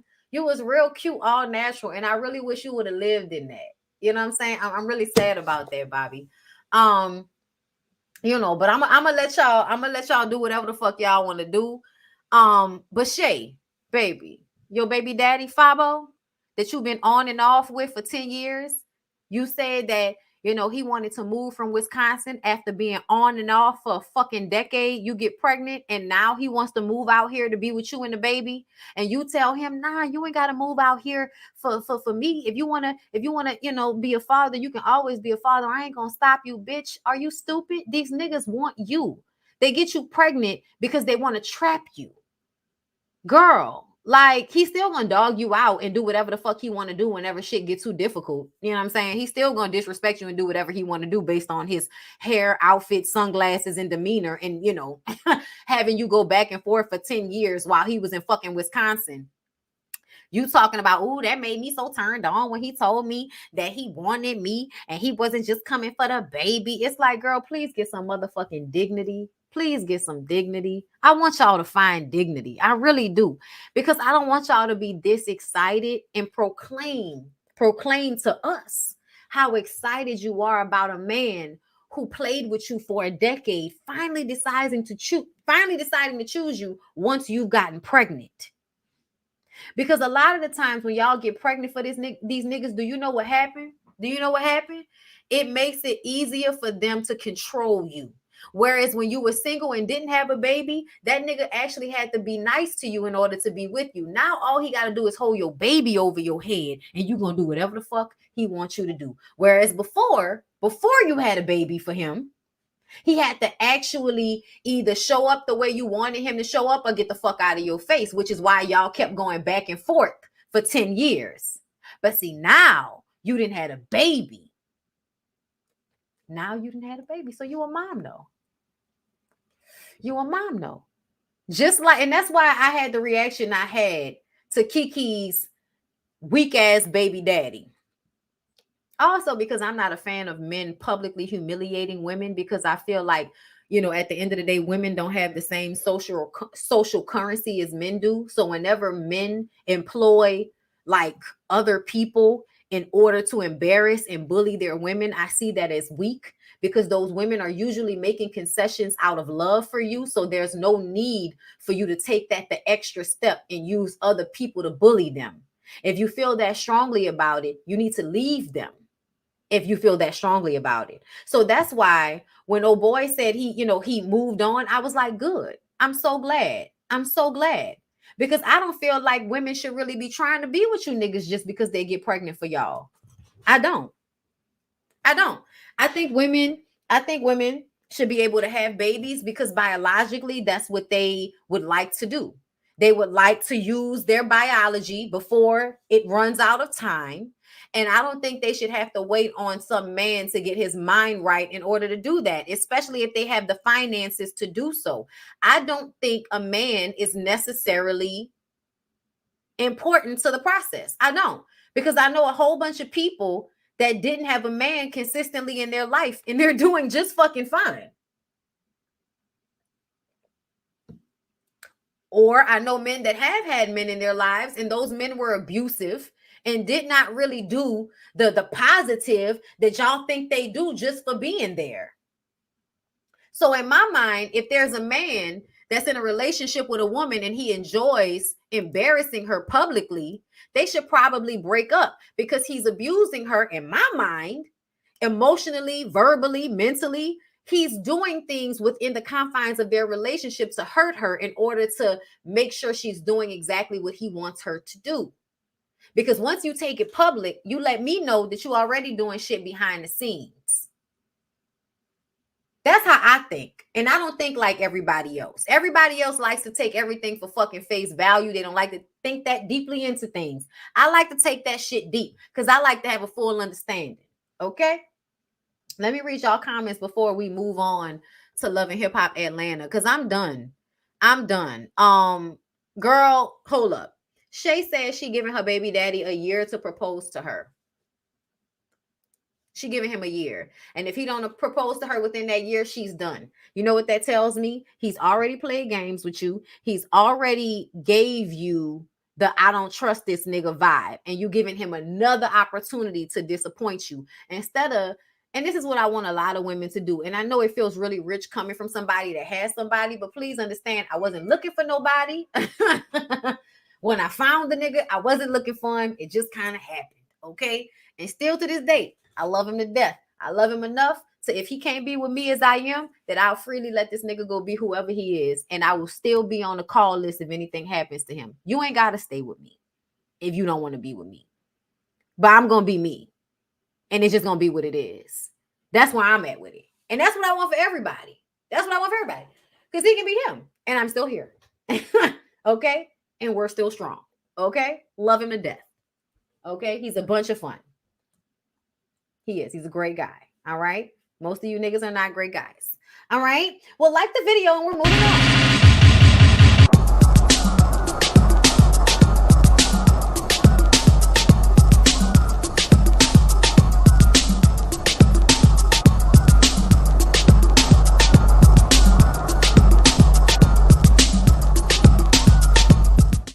It's the upper body for me. Okay, so make sure, okay, because I'm going to do an MF and advice this week. I'm going to do an MF and advice this week. You know what I might do? Okay, so my husband taking me to the woods because he know how much I love the woods. So if we have some reception in the woods, y'all, we might do it like about a fire MF and advice. That would be dope. Oh, we're not going in the woods, going on the beach? Oh, yeah, you taking me to Margaritaville this time. I forgot. Yes. No, but we still might do that on the beach. Oh, I'm going to have to go make sure, hold up. Let me see. Okay, I got to go get a little wax, but I'll be there. Either way, send y'all emails to askbondyblue@gmail.com. And I'll answer y'all advice letters, because I got advice to give and shit. You know what I'm saying? I don't know everything, but I know a little something. You know what I'm saying? I don't know everything. And I may be wrong, but I'm probably not. Okay, I love y'all so much. I'm glad y'all here. Okay, make sure y'all like the video. Let me rephrase. Black men praise Hispanic Latino women who look like Erica Mena. It's the aesthetics. Oh, they absolutely do. Anything close to white, girl. The closer to white, the better. I'm looking at Amara cross-eyed like this.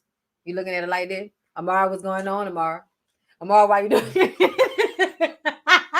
Let me stop before my eyes stay like that. That's what my grandma used to say. Stop playing for your eyes stay like that. I'm goofy, y'all. I'm sorry. Hey, y'all. Y'all really gonna just let me have one super chat? 900 people in here. I'm giving y'all everything I got like fucking Anita Baker. And y'all gonna give me one super chat? Even though YouTube be playing with our money? That's messed up. All right. Well, I'll just take your like. I hope you liked my video since that's fucking free. For the lowest of the low, the least you can do is like it if you ain't gonna super chat a bitch. if you gonna be in this bitch for free, please know if you're a member, I'm not talking to you. I'm talking to all these free 99 motherfuckers in the room right now that can't even like my shit. I'm talking to them. Okay. Okay, unfollow me, Tor. Okay. Okay, I'm very sensitive about my shit. Very sensitive. Okay, sassy and saucy as fuck. Girl, guess what? I could be sassy, bitch. I can be sassy. What? Okay, period. I'm on Patreon. Period. Okay, send his ass to jail. Erica, it's your fault that meme is in my head. I want you to know that. They're fucking period. Send his ass to jail. Okay, shout out to Tory Lanez. Shout out to that nigga that should absolutely be in jail for 10 years. So yeah, Love and Hip Hop Atlanta, y'all. Sierra and Rennie meet up because that's her friend. And she been going through a lot lately, and the girls gotta stick together. Y'all, I really be forgetting how young Sierra is. I really be forgetting how young Sierra is. Yo, Sierra been online lately because y'all been dragging her for dear God. Not here, damn. Bitch, not me about to pass out from laughing.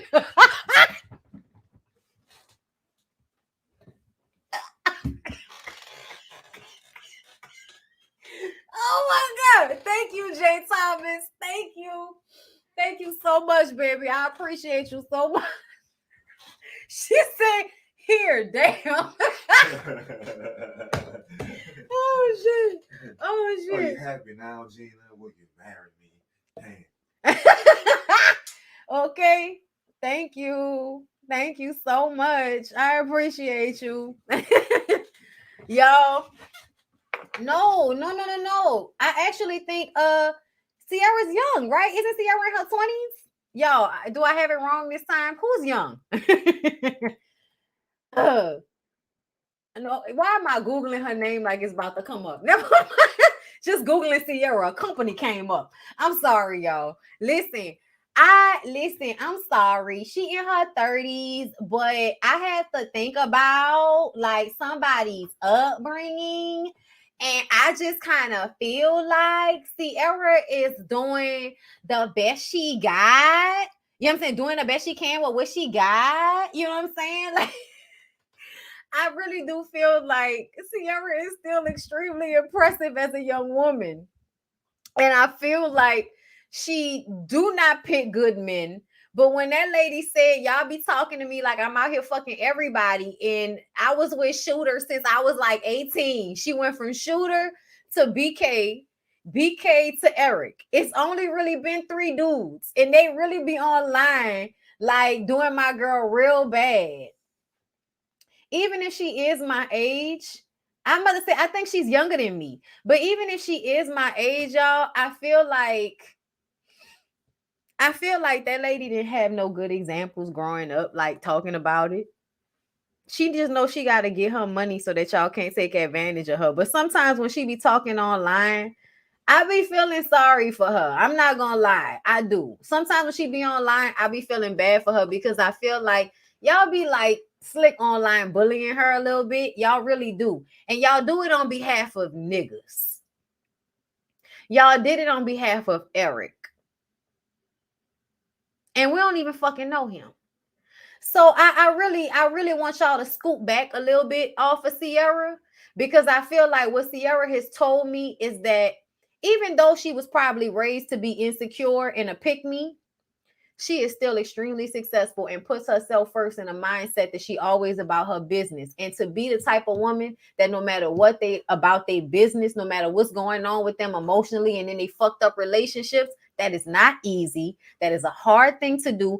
And that lady got kids. So ultimately, I'm going to school back off Sierra a little bit because I feel like y'all give her enough fucking fever on Instagram. I ain't got to add to it because I really ain't that mad at the bitch, to keep it a buck. A lot of y'all are, because she told Scrappy something he didn't want to hear. But to be honest, I just wish she would keep the same energy with Eric and not ever go back to him and not cut him no slack neither. Meaning don't have him on your fucking platform cooking food and shit with this nigga after he done been how he's been with you. Don't do that, okay? Don't do that. But am I really mad at the women for telling Scrappy he ain't shit? I really am not. I know that's not their place. I know. And to be honest, I really don't give a fuck because they're on a reality show. And this nigga talks bad about Bam to anybody that will listen. And y'all be low-key bullying me on some shit into like constantly thinking that I'm wrong about it and going back and looking at it and all of that. And yeah, y'all, I can tell y'all, Bam is not the most mature. No, she's not the most mature. No, not at all. That's how we got here, because she's not the most mature. But at the end of the day, y'all be dragging that lady only because y'all like Erica, and only because y'all worship dick, and only because if you can get your back bent by Scrappy, you would. And I know you would, because if I wasn't so dignified and full of self-respect, I would too. That's how I know you would. So with that being said, thank you, Sunita McLean, for the super chat. Don't watch the shows, but I love your reviews and I appreciate you for that. Thank you. Thank you, Destiny girl. You did not have to do it again. You deserve. Listen, don't make me. Y'all know I don't like Jaheim. Don't make me sing his songs. Okay. No, wait, that's not Jaheim. That's Tank. I do like Tank's music. Child. Tank's music. Let me specify. Thank you, Destiny. Thank you. Thank you, JL. Love you, Monty. Thank y'all so much. I appreciate y'all. Listen, I know sometimes it just take a little reminder. Okay. Thank you, Ariel Aesthetic, for the super chat. What's your PO box? Want to send you something? 2218. Okay, it's on my Instagram. It's also down below in the description box. Erica, she really advocates for herself, though. I see her in the comments a lot. I do too. That's why I feel bad for her. Because I feel like she be like fighting people in the comments, and it'd be like 1,000 fucking comments, and she just be like, no, it's not just me. It's not just me. So I be feeling bad for her. I do. I could be fucked up for that. I could be wrong. I'm a member, but I'm tickled tonight. Thank you, voluptuous Shalia. I appreciate you for being a member and for the super chat. Hold up, let me finish these before we move on. Thank you, Crystal. I'm new here. You're so cute with short hair. Thank you. I appreciate that. Listen, it's been short for a while. I'm growing it out now, but it's been short for a while, girl. Shantia Gregory, thank you. I love you, Bonnie. Tonight is hilarious. I'm so glad you're enjoying it because I am too. Thank you. Shauna S, thank you for the super chat. Hear a little more blue. Damn, for real, I do be enjoying as a free 99 member because how my pocket set up right now. But you know, you help us get through the week. I do. I understand. I do. That's why I still be giving y'all, you know what I'm saying, good content. I still give y'all good content, you know, even when it's stuff free 99, because I get it. You know what I'm saying? Bitch need help getting through their work day. But I appreciate you giving when you can. So thank you for that. Okay, so as I was saying, I know in general, these young women are misguided. You know what I'm saying? They lack common sense when it comes to some of these niggas. You know what I'm saying? They make themselves look stupid. They put themselves in harm's way. They do a lot on behalf of niggas. Okay? So I get how y'all feel. Sierra and Rennie meet up, like I said, and the conversation drifts to Sierra wanting Rennie to make up with Erica Baby Bang Banks. And y'all know I call her Baby Bang Banks because that bitch baby hair come all the way down past her eyebrow and is giving bang. It's giving bang, yang, yang, yang, yang. And you think that shit cute, which tells me something wrong with you. I'm going to just tell y'all right now. At first, I didn't really like Erica Banks because of Megan Thee Stallion. I'm going to just keep it a buck. You made yourself an adversary just because you was trying to show these niggas that you was on their side, and you didn't even need to do that. And then they played you. So now you look stupid. So I already didn't really like Erica Banks, but I was willing to do what I always do in a new season. I give people a clear slate. I really do. I come into the season because I don't remember, bitch. I review so much shit, I could absolutely forget, okay? Unless I done been with you for a long time, like I done been with some of these motherfuckers. I done been with some of y'all since y'all show started reviewing it. So at the end of the day, y'all, I'm locked into how y'all are. Erica, Bam, Scrappy, Mama D, Rashida, Kirk, y'all. Even Spice at this point. Now I'm just locked into Spice. Now I feel like I'm seeing Spice 100%. Whereas I didn't really know what I was looking at. Erica Mena, bitch, I got you. I know where you at. Okay. So, you know, when you knew, we don't really be knowing exactly. But Erica Baby Bang Banks has been rubbing me wrong since her fucking ass decided to step her foot out on social media against Megan Thee Stallion when that was unnecessary. Stop feeling the need to use your social currency to defend niggas. Stop doing that. I want all women. Stop doing that. Stop using your social currency to defend these niggas. Stop. Because they don't do it for you. They don't. There are rarely niggas in the comments speaking on behalf of what's right. Rarely. Most of them are saying the same shit. So Rennie Rucci and Erica Baby Bang Banks used to kitty click, and now they got beef, and Sierra want them to talk. So you ate this girl coochie. And then, excuse me, y'all. It's the wine. And then you found out that Rennie was talking to the dude that you started dating before you started dating him. You didn't have any real information based on what you said during y'all sit down. You took his word for it. He told you, oh, she be calling me, she be texting me because niggas like to flex and make themselves look bigger than they are. He may not have even like really meant to cause triangulation, but I think how he talked about her to you to big himself up was to make her look thirsty for him, was to make you think that she was chasing him, when really when she found out he was fucking with you, she said there was no more contact. And I believe Rennie. I do. Because Rennie has her own fiance. And Rennie said, bitch, you in the comments commenting under me and my fiance post, and you fucked him. I ain't even fuck your nigga, but you fucked my nigga before I got with him. So if anybody wanted to be upset, I could have been upset at you for not letting me know what was going on. You over there unfollowing me, and now you mad at me because this nigga told you that I was running behind him when that wasn't the case. Me and you have fucked. So the least you could have did was hit me up. And I bet you any money, Erica Banks, if Rennie was a dude you had fucked, you would have hit him up or text him or gave him the opportunity to explain himself. But because you really don't like women, you like women, but you don't like women. There are a lot of y'all like that. There are a lot of women that are sexually attracted to other women, or they feel safer with other women, but that doesn't mean that they like them or that they don't operate in a male-identified, male-centered, misogynistic manner. So when given the opportunity to choose between a nigga whose dick is dirty and a girl who you was fucking with, you chose the nigga. And you're not even with him no more. And still to this day, you sitting here acting like his word was bond over hers, even though obviously he probably proved himself to be untrustworthy because y'all are not together. As you said, he was your ex.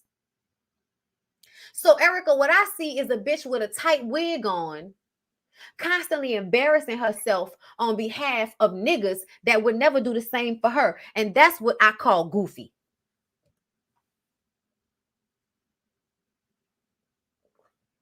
Bondi, they didn't have sex. Who didn't have sex? Rennie and Erica had sex. She said we sucked on each other's pussies. If I'm wrong, tell me I'm wrong. But that's what she said.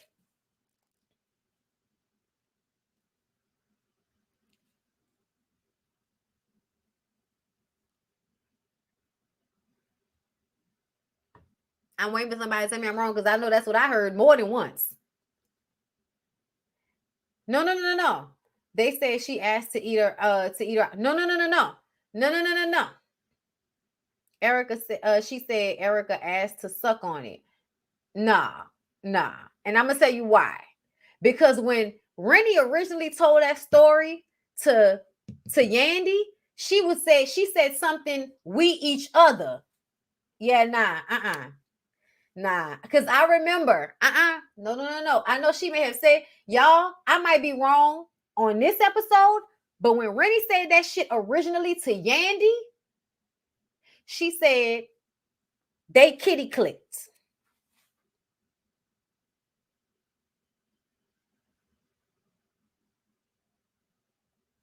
Nah, y'all. That's why she was saying you could have hit me up. Because it sounded like she was saying because we ate each other's pussies. We sucked on each other's pussies. I feel like that's what I heard. Because this has been brought up more than once. Y'all, I am prepared to be wrong about this. I might have heard it wrong. But I feel like she said that at some point, they ate each other's coochies.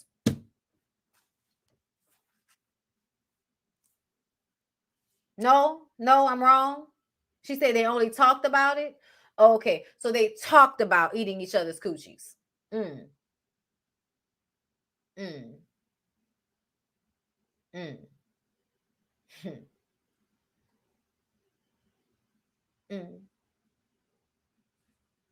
That's what she said to Yandy. Oh, okay.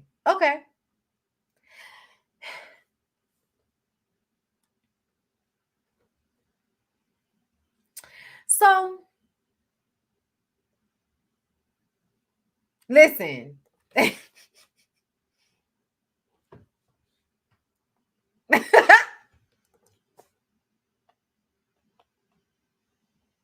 Let me tell y'all something. It might be because I'm grown,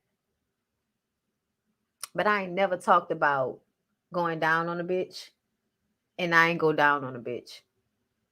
I just want to say that.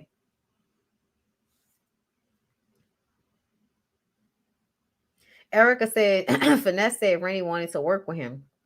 Plus, he mentioned Rennie in his song. It was Finesse? She mad over fucking Finesse? Girl, he's a producer hoe. What do you mean? How dare you get mad over Finesse? Girl, what? That's the girl, you got mad over Finesse?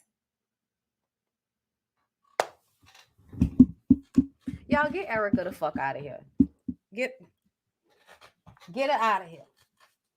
Get her out of here. Oh my God. What?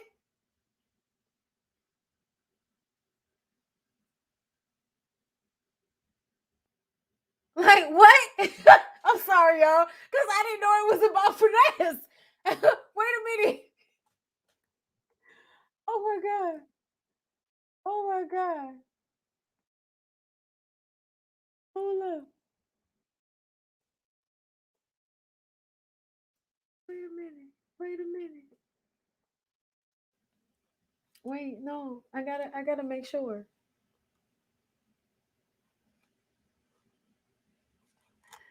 Wait a minute. I gotta make sure. Y'all send me Finesse's Instagram because I want to make sure I'm thinking about the right thick neck nigga. I'm thinking about a thick neck nigga. I'm thinking about a thick neck nigga that's been on Love and Hip Hop before, right? I need to look this up. Wait a minute. Oh no, it's even worse than I thought. Finesse 2 times.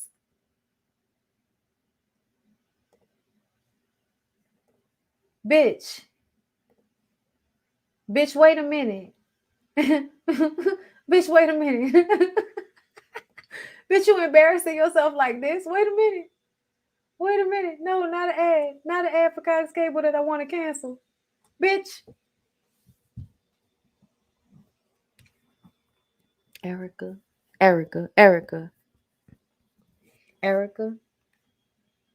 Let me tell you something, baby. This is what you need to learn from this. This is what you need to learn from this. Stop embarrassing yourself on behalf of these men.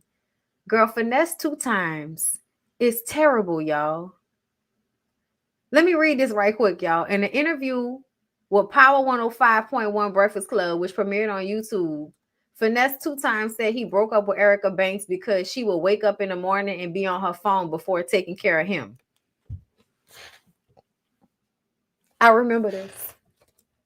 For the Memphis rapper, that's a big no-no in a relationship. I'm a man. So when I wake up in the morning and me and my woman, when I get up, my woman get up because it's time to cook. It's time to have some sex. It's time to clean up. Maid mattress mule ass bitch.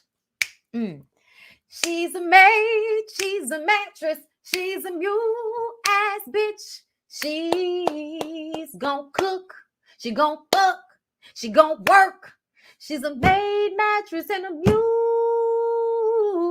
ass bitch. Maid mattress and mule ass bitch. Maid mattress and mule ass bitch. Oh, baby, maid mattress and mule ass bitch.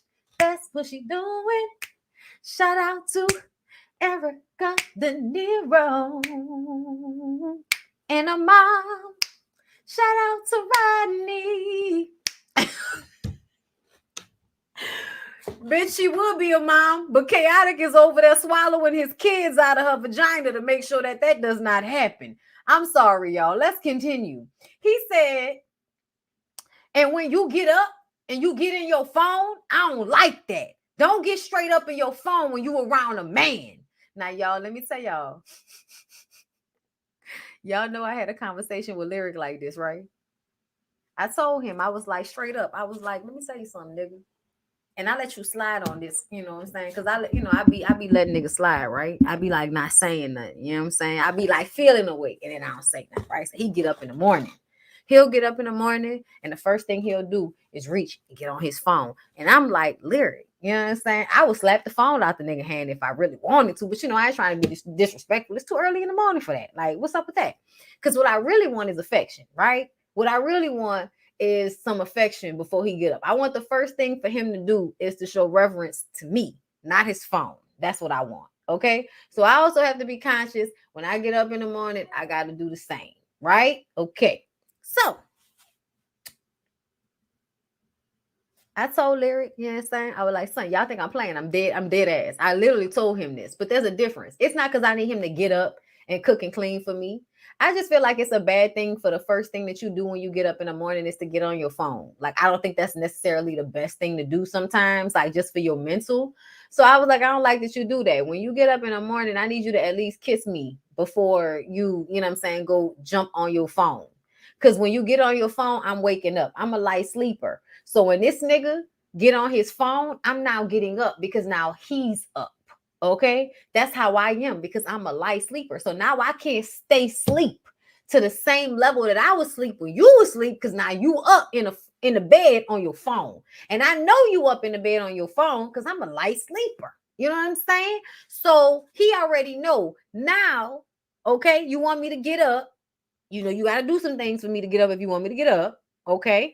And if you don't want me to get up, then you need to make sure you kiss me and all of that. And then you can do whatever you want to do.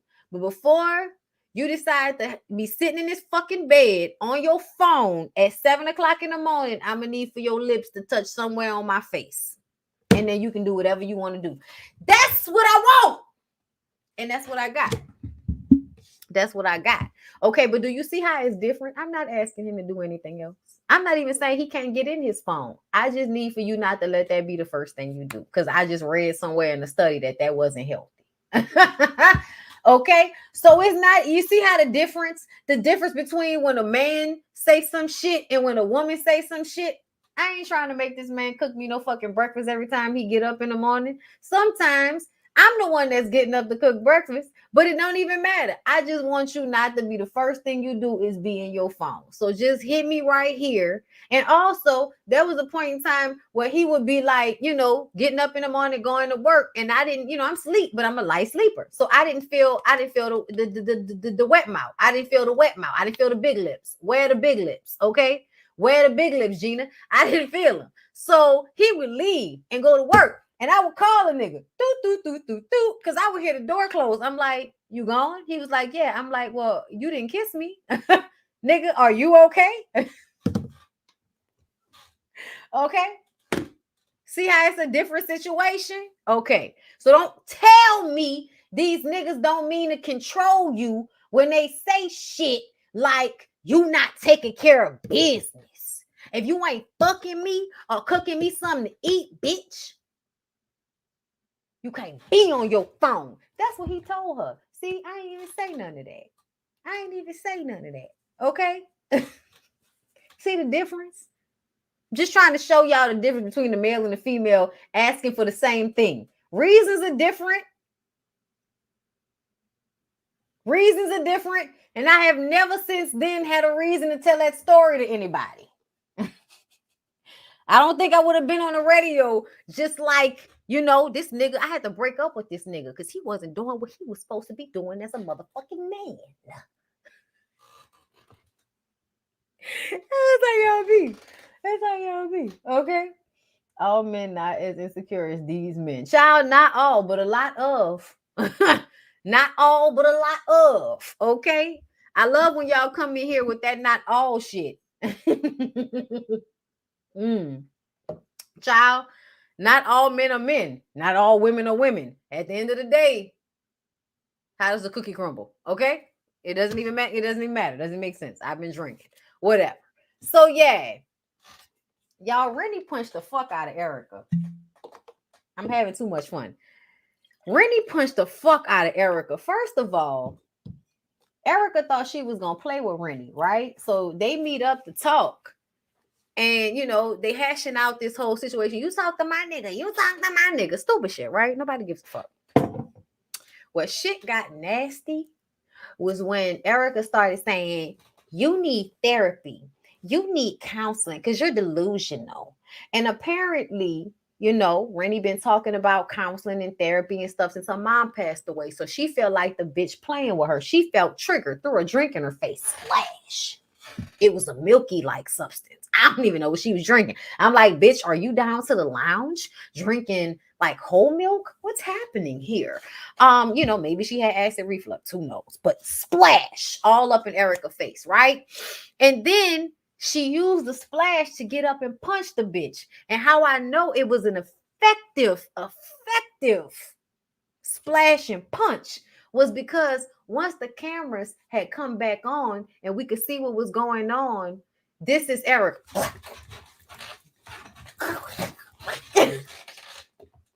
Which let me know, bitch, you still had milk in your eyes and that bitch punched you in your face. And also, y'all, they gave us a little bitty shot. They gave us a little bitty shot, a little bitty morsel, little bitty morsel, okay, of Rennie going bow. And I don't know, all I can see was Rennie, but all I felt was that punch connected. You think she was drinking a White Russian? Pina colada, a Kahlua. Child, all I know is Baby Bang Banks talk a lot of shit on behalf of some niggas, but the bitch can't fight because Rennie gave an old school. That's an old school splash punch. Splash punch, bitch. Especially if it's alcohol, bitch, I'm gonna burn your eyes. Then I'm gonna punch you in your shit. Child, it was not white wine. White wine is not white. It's clear with a tinge of yellow. That's how you know y'all don't drink. But yeah, y'all, I enjoyed Erica getting punched because I feel like Erica be playing with people. You be trying to act real classy based like you better than somebody, but you really a fucking snake. You're really a fucking snake. That's how I see it, bitch. Anyway, Erica and Scrappy talk. Erica says Bambi was lying. Bambi was behind all the BS that her and Scrappy went through. They whole bitch. I'm kicking shit in here. This why I won't review this pussy ass show. Bitch, did you really just motherfucking say that everything that you and this raggedy nigga went through in y'all relationship is because of his baby mama, bitch? Is that what you just said?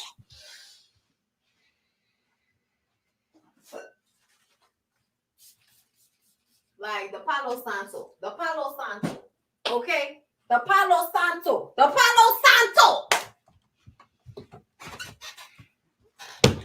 Y'all, Erica Dixon is an embarrassment to all pretty baby mamas.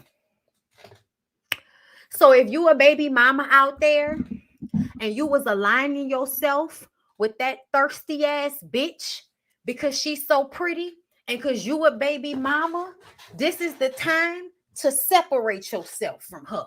Separate yourself because it don't make no fucking sense. It don't make no fucking sense for this lady, y'all. Most of Erica's drama with Scrappy happened through seasons 1 through 3. Bambi wasn't even around.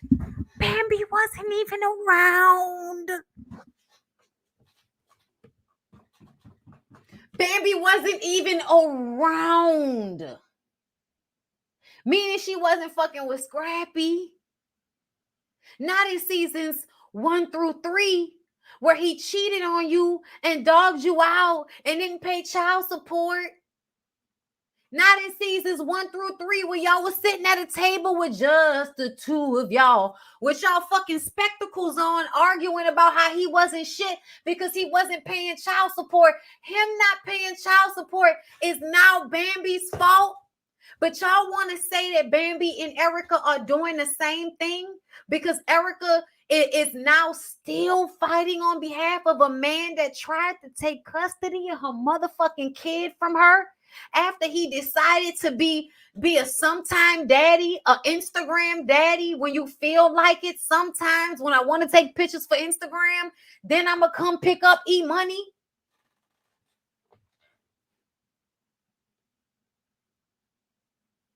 You got a little girl. You got a little girl. And this is what you want to teach them? This is what you want to teach them? To go above and beyond, go up for a man that will disrespect you consistently and without fucking fail as long as you pissing another woman off? Oh my God. Oh my God. If you still on Erica's side, bitch, you embarrassing yourself. I don't give a fuck. You look stupid. You look crazy. You look dumb. In the words of Remy Ma. And yeah, y'all, we can always go back to the beginning. Bambi, you was a pick me, Scrappy, pick me, marry me, Scrappy. Yeah, that was you. Yeah, that was her. That was her. I haven't forgotten. I have not.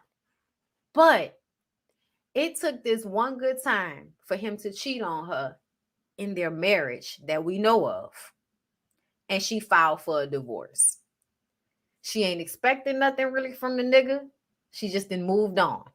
To me, if you decide to align yourself to an ain't shit nigga, bitch, that makes sense. That's what we've all been socialized to do.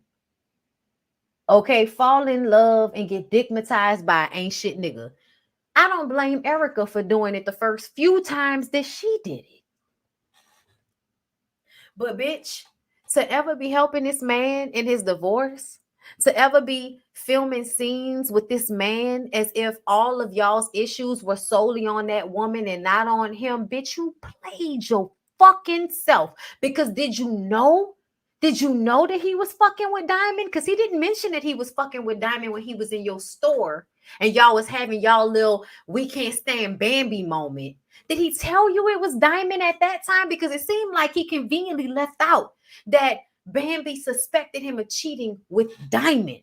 I feel like he left that out on purpose because he knew if he told you who it was, that you might have been triggered your damn self and decided not to help him the way you did. Girl, stop. Like, I can't believe she up here in her business, embarrassing herself on behalf of this man, talking about it's all Bambi's fault. I said, girl, not it's all Bambi's fault. I was about to slide out the fucking chair. He said he feel like a failure because Bambi feel like he cheated.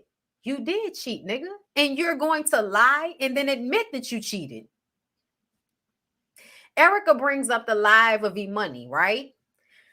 Because now that we can't dispute that you cheated on Bambi, we have to still make her look bad. So let's bring up her moment of immaturity.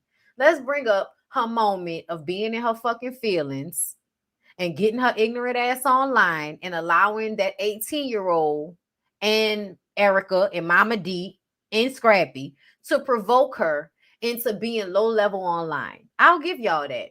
Bambi could have absolutely ignored all of this shit. But again, why? Why? So she can save face for y'all? Fuck them kids. I'm sorry. We're going to be real honest tonight. Once Bambi became that lady in this scenario because it was most important to 18-year-old E-Money to be on her parents' side, which I respect and understand, then it was okay for Bambi to say, I'm that lady under her post. It was okay as far as I'm concerned. It was a respectable level of petty as far as I'm concerned. Yeah, it was, bitch. I'm that ignorant to feel like if an 18-year-old feel like she want to fuck over me on social media for her weird ass parents, I might say a little something, not a lot, but I might say a little something. Absolutely, I might. Because what did Scrappy say? Scrappy said she called me that man and I felt the way. I had to call her. So Scrappy, you do understand how Bambi feels then, don't you? So why are we continuing to act like Bambi is the super fucking stepmom villain in this situation? Because I think it makes Erica and Scrappy feel better. I think it makes Erica feel like she getting the catch back from all of the times that Bambi gave her the nanny boo boo, I got your man thing. Yeah. And I think for Scrappy, because Bambi did not stay and stick it out with him through all of this fucking drama and bullshit that he puts her through, because she didn't stick it out, because she didn't handle it the way he wanted her to handle it, which was to stay and suffer in silence until he got old enough and his testosterone levels decreased and his dick got soft in order for him to act right. He wanted her to wait until then to get what she wanted out of their relationship. But she decided to divorce him instead. So now he's punishing her. Every video with Erica, every video with Diamond is to make Bambi feel like shit because she wasn't willing to stick around any longer. That's what I see. And I see Erica not being as mature, not being as grown, still being angry, and very much petty, small, and angry enough to hit her kid out of anger. Yeah, because I know bitches like Erica, and they hit their kids out of anger all the time because they have no discipline and they can't control themselves, which is the same reason why they will go back and fuck with a nigga like Scrappy. No discipline, no control over themselves. See how it makes sense and aligns? So yeah, I'm not skipping, hopping, and fucking jumping to be on the side of a grown-ass woman that after all of these years of being mistreated and having a nigga trying to take custody of her kids, and if you're not abusive, he said you was, and now you saying that Bambi was puppeteering him. Now Bambi was in control of Scrappy. Now Scrappy, as a grown adult male, has no control over himself. Is that what I am to believe? Bitch, if you don't get out of my motherfucking face with that elementary pick-me school house ass bullshit that you talking to me right now. So when that nigga embarrass you and make you feel less than because you thought you was about to win a dick prize, but instead Diamond got it, you will know how much you truly played yourself. And I wonder if we're going to see it on this reality show, because I doubt we will. Y'all, Jessica was in a hospital, and like, y'all, I'm sorry, y'all. I know.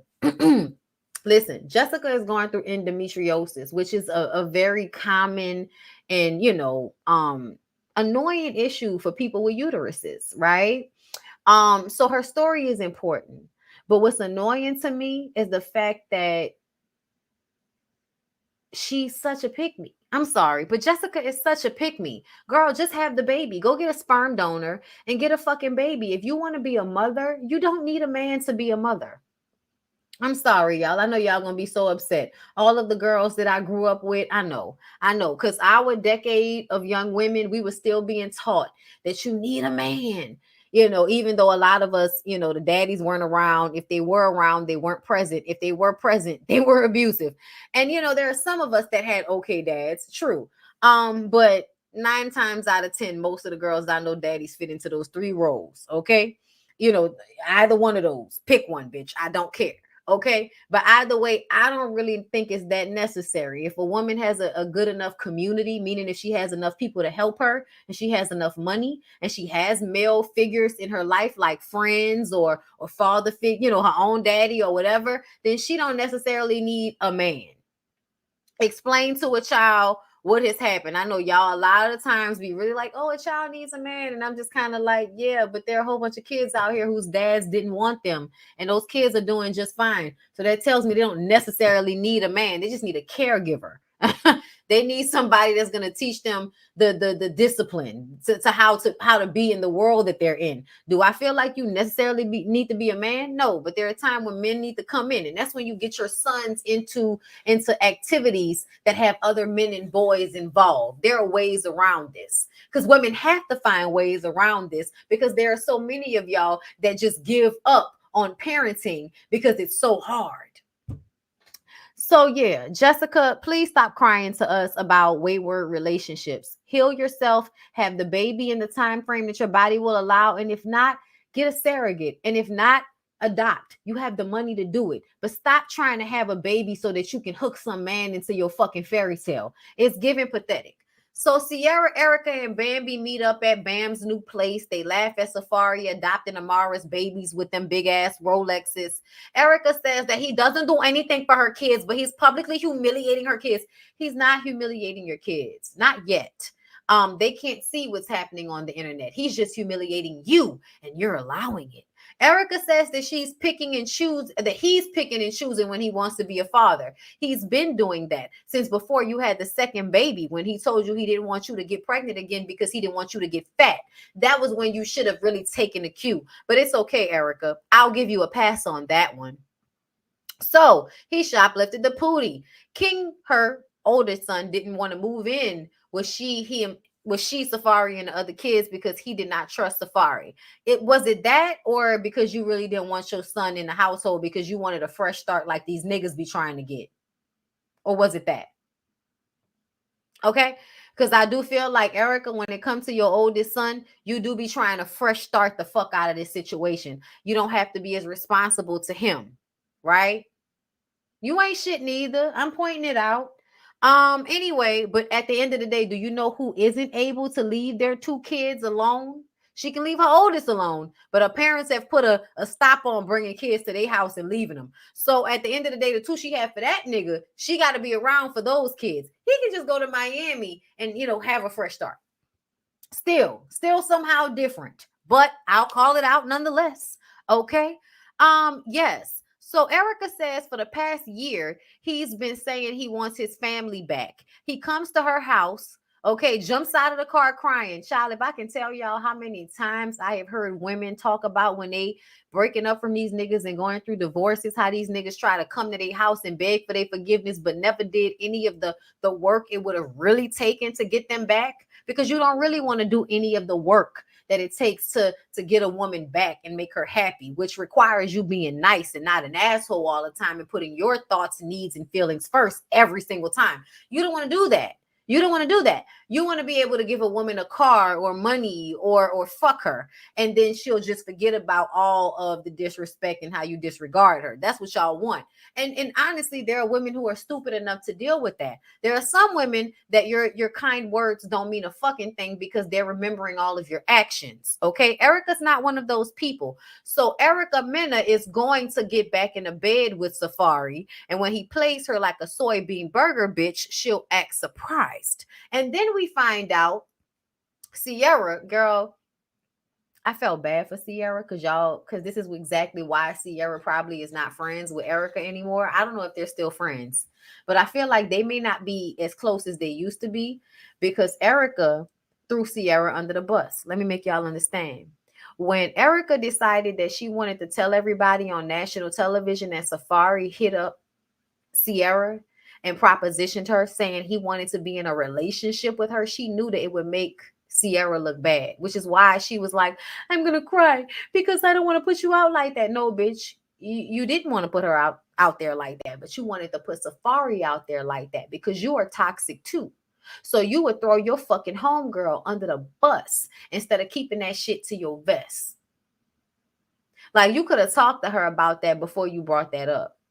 I don't think that was cool that you brought that up on camera, not giving her a fucking choice. Because now Sierra on fucking Instagram having to explain why she was stupid enough to think Safari was her fucking friend. Talking about he was texting me and I was talking to him about Eric. And then he calls me and he's like, I want to be with you. And she was like, I think he did it just to piss Erica off because he knew that I would tell Erica. And I think that's what it was. I don't think Safari actually thought that Sierra was going to bite. I don't think he thought that, but I do think he thought it would hurt Erica either way. And I do think that these niggas get off on hurting these women once these women have decided to divorce them. They want to leave you. They don't want you to leave them. Even if they dogging you out, treating you like shit, and showing you every day that they don't really want to be with you. They do not want you to divorce them or leave them first, especially not publicly, because their little egos get so bruised and then they have to make you pay. Men often take revenge on their women for very small things. So again, child, the Keke Palmer situation will continue. I will continue to be Team Keke in this situation. Okay, I'm sorry, y'all. We're gonna talk about it in the BondyBlue show this week. Know this, okay?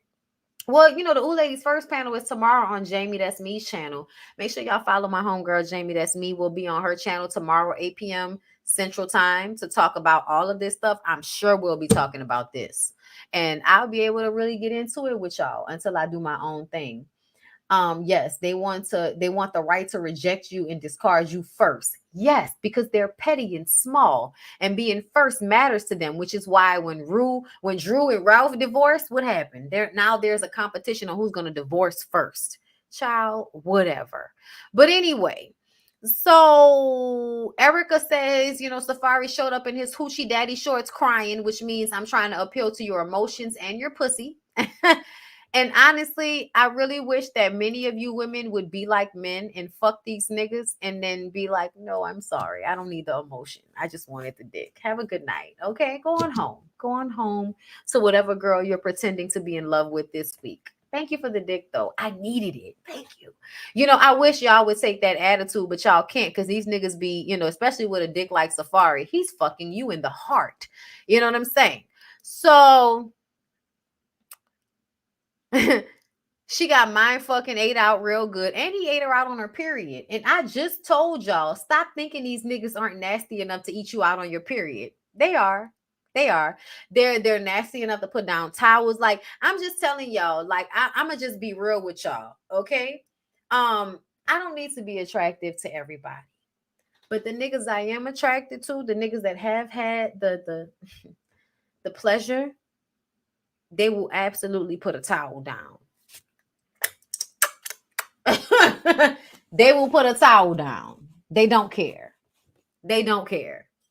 They don't care. They don't care. Okay? So stop thinking that these niggas won't do that, because they will. When Trina said that shit in a song, it's because it happened. But be clear. Yeah, it's gross, but know that they'll do it with most of these bitches. Know that. You're not special because they're doing it with you. They'll do it with most of these bitches and convince you that that's the reason why you're special, because they know as a woman, you would never do such disgusting things for someone who you didn't emotionally care about. So you're thinking that they do sexually disgusting shit because they're emotionally caring about somebody. That's not why. They do emotionally disgusting shit because they the sexually disgusting shit because they like to. Eating your ass, eating you on your period, it turns them on to do the most deplorable, disgusting, degenerate thing possible. That's what turns them on.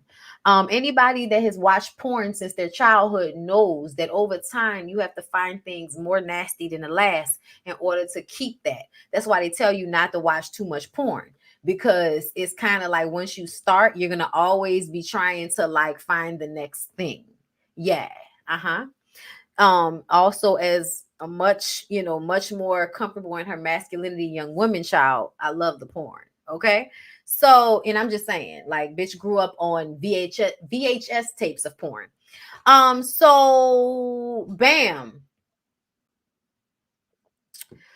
So, oh, child, not Safari saying that he recorded Sierra in the kitchen when she was cooking for he and Erica at their house. I was always into you. You didn't notice that I was into you? No, you disgusting, creepy ass fucking soul suck of a retarded nigga. No, I did not know that you were secretly lusting over me when I was coming to my homegirl's house to cook for her and what I perceived to be a nigga that loved her. I'm so sorry I confused that. Trust me, y'all. I don't believe that Safari actually thought he could fuck with Sierra. I don't. I just think he wanted to hurt Erica. Just like I think Scrappy wants to hurt Bam. Bam discusses that, you know, the lady post, how that really did hurt her feelings. I told y'all that shit hurt that lady feelings. Then Bam posting that police report. And honestly, y'all, when they showed us how Mama D, Erica, and Diamond were all online, like throwing shots at Bambi, I really do understand why Bambi stooped. And E-Money was throwing shots at Bambi as well. I really do understand why Bambi decided to stoop down to y'all level, because I'm sorry, y'all. Let me tell y'all the truth. I'm one of those people. If you want to go low, bitch, I'm gonna go to hell on your fucking ass. And yes, y'all, I am classy based at spirit and at heart, so I take the high road a lot of the time, and y'all don't even fucking know it. I take the high road a lot because I can drag people from their fucking edges down to their fucking toenails. Trust this, know this. I can and I will. But I don't, because I don't like to go there. I don't like to be in my dark energy all the time, but I absolutely can. So understand that if I was Bambi and I'm hurt over my husband not doing what he was supposed to be doing, now I didn't have to divorce him and let his ass go. It ain't what I wanted to do, but it's what I have to do. And now his baby mama, his new bitch, which is his ex bitch, and his mama and his daughter are all online going in on me and talking about me disrespectfully. Now I feel like I'm punching the air and I need to defend myself.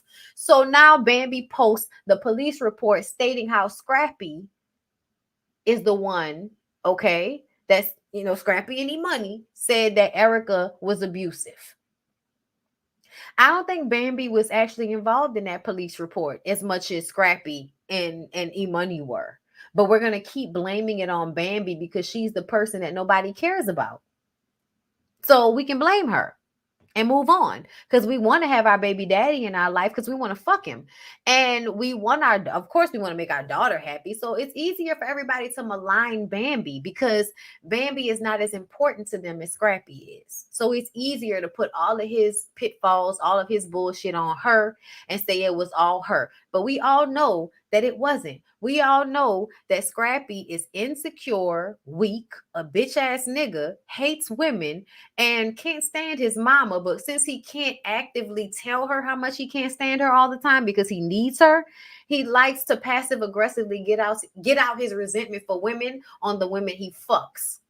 Gets dick juice all in their brain, makes them think he cares about them, and then gut punches their ass when he's sensitive, just like Safari. So Scrappy is having a pool party. He says he wasn't even really going to do this pool party until now, which lets me know that he's throwing a pool party because he wants to make Bambi jealous as everything. When Diamond was online this week showing us that Scrappy was making her pancakes and bacon and all of that shit, I was like, oh, so we're both wanting to make Bambi feel bad. I really hope that Bambi is in a place where she looks at her phone and is like, girl, have fun, because he won't be able to pay the bills much longer, and you'll be paying them all by yourself, Diamond. So enjoy the breakfast while he's cooking it, because he won't be able to afford to take you anywhere to have a nice breakfast. So, you know, and if he can't afford it, it'll be because he's not paying me child support. So, you know, there's that. If Bambi has any self-respect and is not like Erica Dixon, she'll be somewhere ignoring his attempts to make her jealous, because that's all he's doing. Okay. And Diamond, you and your wig and your weird ass cheeks are telling me that I can't trust anything you have going on, young lady. Okay. So he's having this pool party. The men bring up Safari buying Rolex for Amara's kids, because chaotic, y'all. There are some moments where you enjoy chaotic. He's still an asshole. He's still a dildo, as I would like to say. He wants to be a polygamist, but I want to tell you, don't fall in love and don't let this nigga be your only dick. Fuck him and move on about your way. Please don't ever let chaotic mind fuck you into thinking that you should be monogamous to him, meaning that you should only be fucking him. Because most of the time when these niggas talk about polygamy, they're always talking about them being the only man amongst a whole bunch of women. Like, that's what they're talking about. And for me, what I would like for all of the women is that if you're going to be in relationships with men who are fucking other women, please have your option to fuck another man. It doesn't have to be consistent. Y'all really think that when you have your options, that means that you're always on some other nigga's dick. No. It just means that whenever the opportunity arises, you can do your thing without somebody slut shaming you for it after they've spent how many years eating other bitches' pussies. Okay. So let's continue. The men bring up Safari. Bullshit, bullshit, bullshit. Chaotic gets there. The convo continues. They discuss Bam recording the conversation. I told y'all, I don't give a fuck about Bambi recording her conversations with Scrappy because Scrappy lies. Scrappy told Erica that everything that they were going through was because of Bambi. And I don't believe that at all. And if that's the truth, you're a weak ass nigga. You weak. And if that's the case, then you shouldn't be around here poking your chest out, beating your chest out. If a woman say something to me, I'm going to say something back. Because you a pussy ass nigga that let your wife make you be disagreeable and not be a good co-parent with Erica. I don't believe that. I really don't. I feel like Bambi might not have trusted you with Erica because Erica wanted to fuck you because Erica wanted to fuck you. But ultimately, if you're a man and you're truly in control of your shit like you really could be, then you would have made sure that your situation was as needed. I don't think anybody was stopping you from being a good parent to E-Money because E-Money was coming to y'all house all the time. E-Money had formed a relationship with Bambi prior to this past year, and they seemed to be cool for quite a long time until we got up to this point.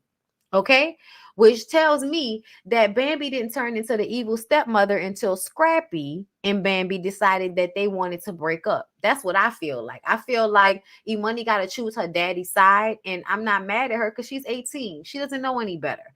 And she also doesn't know any better because her stupid ass mama is not smart enough to see it for what it really is. So she's getting her mother's perspective on top of Scrappy's perspective, which is all delusional. So I don't blame E-Money at all for any of this. I blame her stupid ass parents.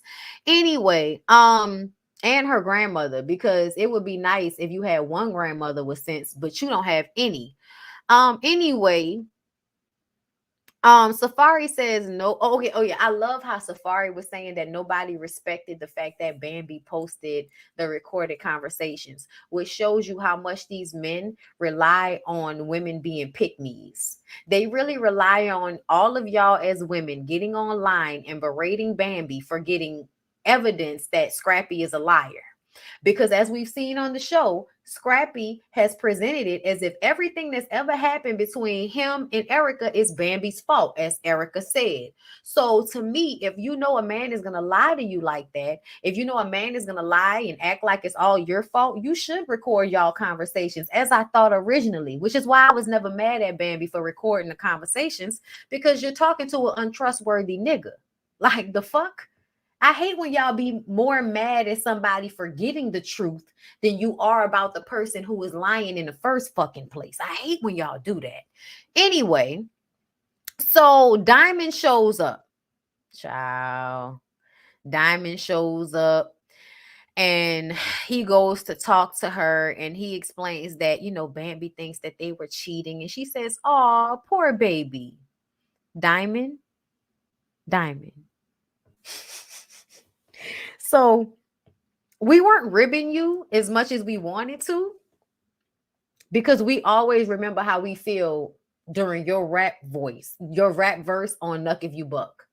Please understand, Diamond, the only reason we have not read your alien, big head, skinny body, little boy looking ass for filth, the only reason we haven't read your thirsty, dusty, I fuck soldier boy, ew, disgusting. What's wrong with that fucking wig? When was the last time you had a successful song? Yeah, we haven't done all of that to you because we really enjoyed your verse on Nuck If You Buck and Stilettos Pumps in the Club.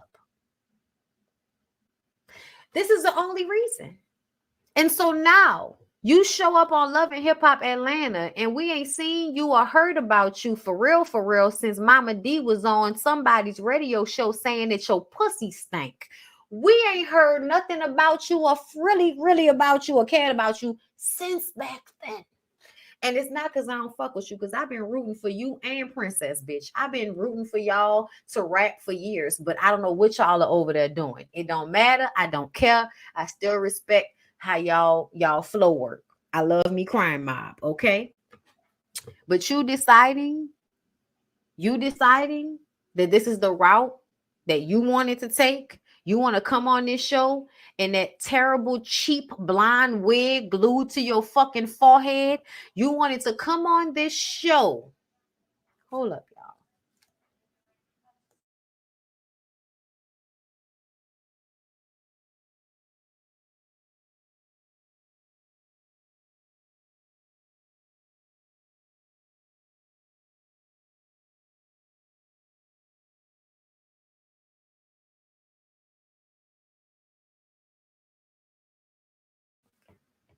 Oh, this nigga trying to get my video flag. You know, you see how your niggas act like they got sense, but then sabotage you.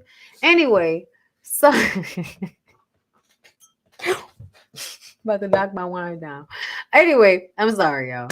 Anyway, so yes, Diamond shows up. He says he is just waiting for his divorce because he definitely, sure about going full throttle on Diamond. I said, so you want me to believe that you waiting for a divorce to fuck Diamond, even though she been coming to your hotel room and texting you and flirting with you, as she admitted? Boy, get the fuck out my face. They're already fucking. That's why she didn't show up to this party looking like she look. Anyway, they discuss how Bam is looking bad online. He says that she sent the tight face squad at him. Oh, now you want to rib these women. These are the same women that you was pretending to be friends with when they was going through shit with they baby daddies. Do y'all remember Scrappy coming and hugging Erica when she was talking about how Safari had skated on child support, only giving her about $1,500 for the two kids that they have? Yeah. So I just kind of feel like, Safari, you were never those women's friends. And any woman that thinks you were her friend, that's why I said Sierra was stupid. Sierra, you thought Scrappy and Safari, y'all think these niggas are y'all friends? They're not your friends. You're stupid.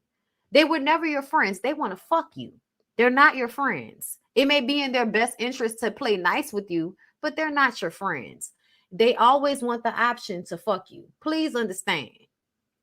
Sierra, Erica, Bambi, these niggas are not your friends. I just want y'all to understand that. Young Jock is not your friend. Chaotic is not your friend. Safari is not your friend. Scrappy is not your friend. Eric is not your friend. Kirk is not your friend. None of those men are your fucking friends. And if you think they are, you are delusional. They're not. Listen to me. They only care about men. They only care about upholding their bullshit and keeping the lie alive. That's all they care about. So if you play yourself enough to think that these niggas really care about you as friends, you being delusional and you playing yourself. Diamond says that Bambi was trying to be her friend 11 years ago when she was with Scrappy. So she's probably paranoid. So here's my thing, y'all. Marriage doesn't really mean anything in the grand scheme of things. But in our society, it kind of does mean something to most people, right?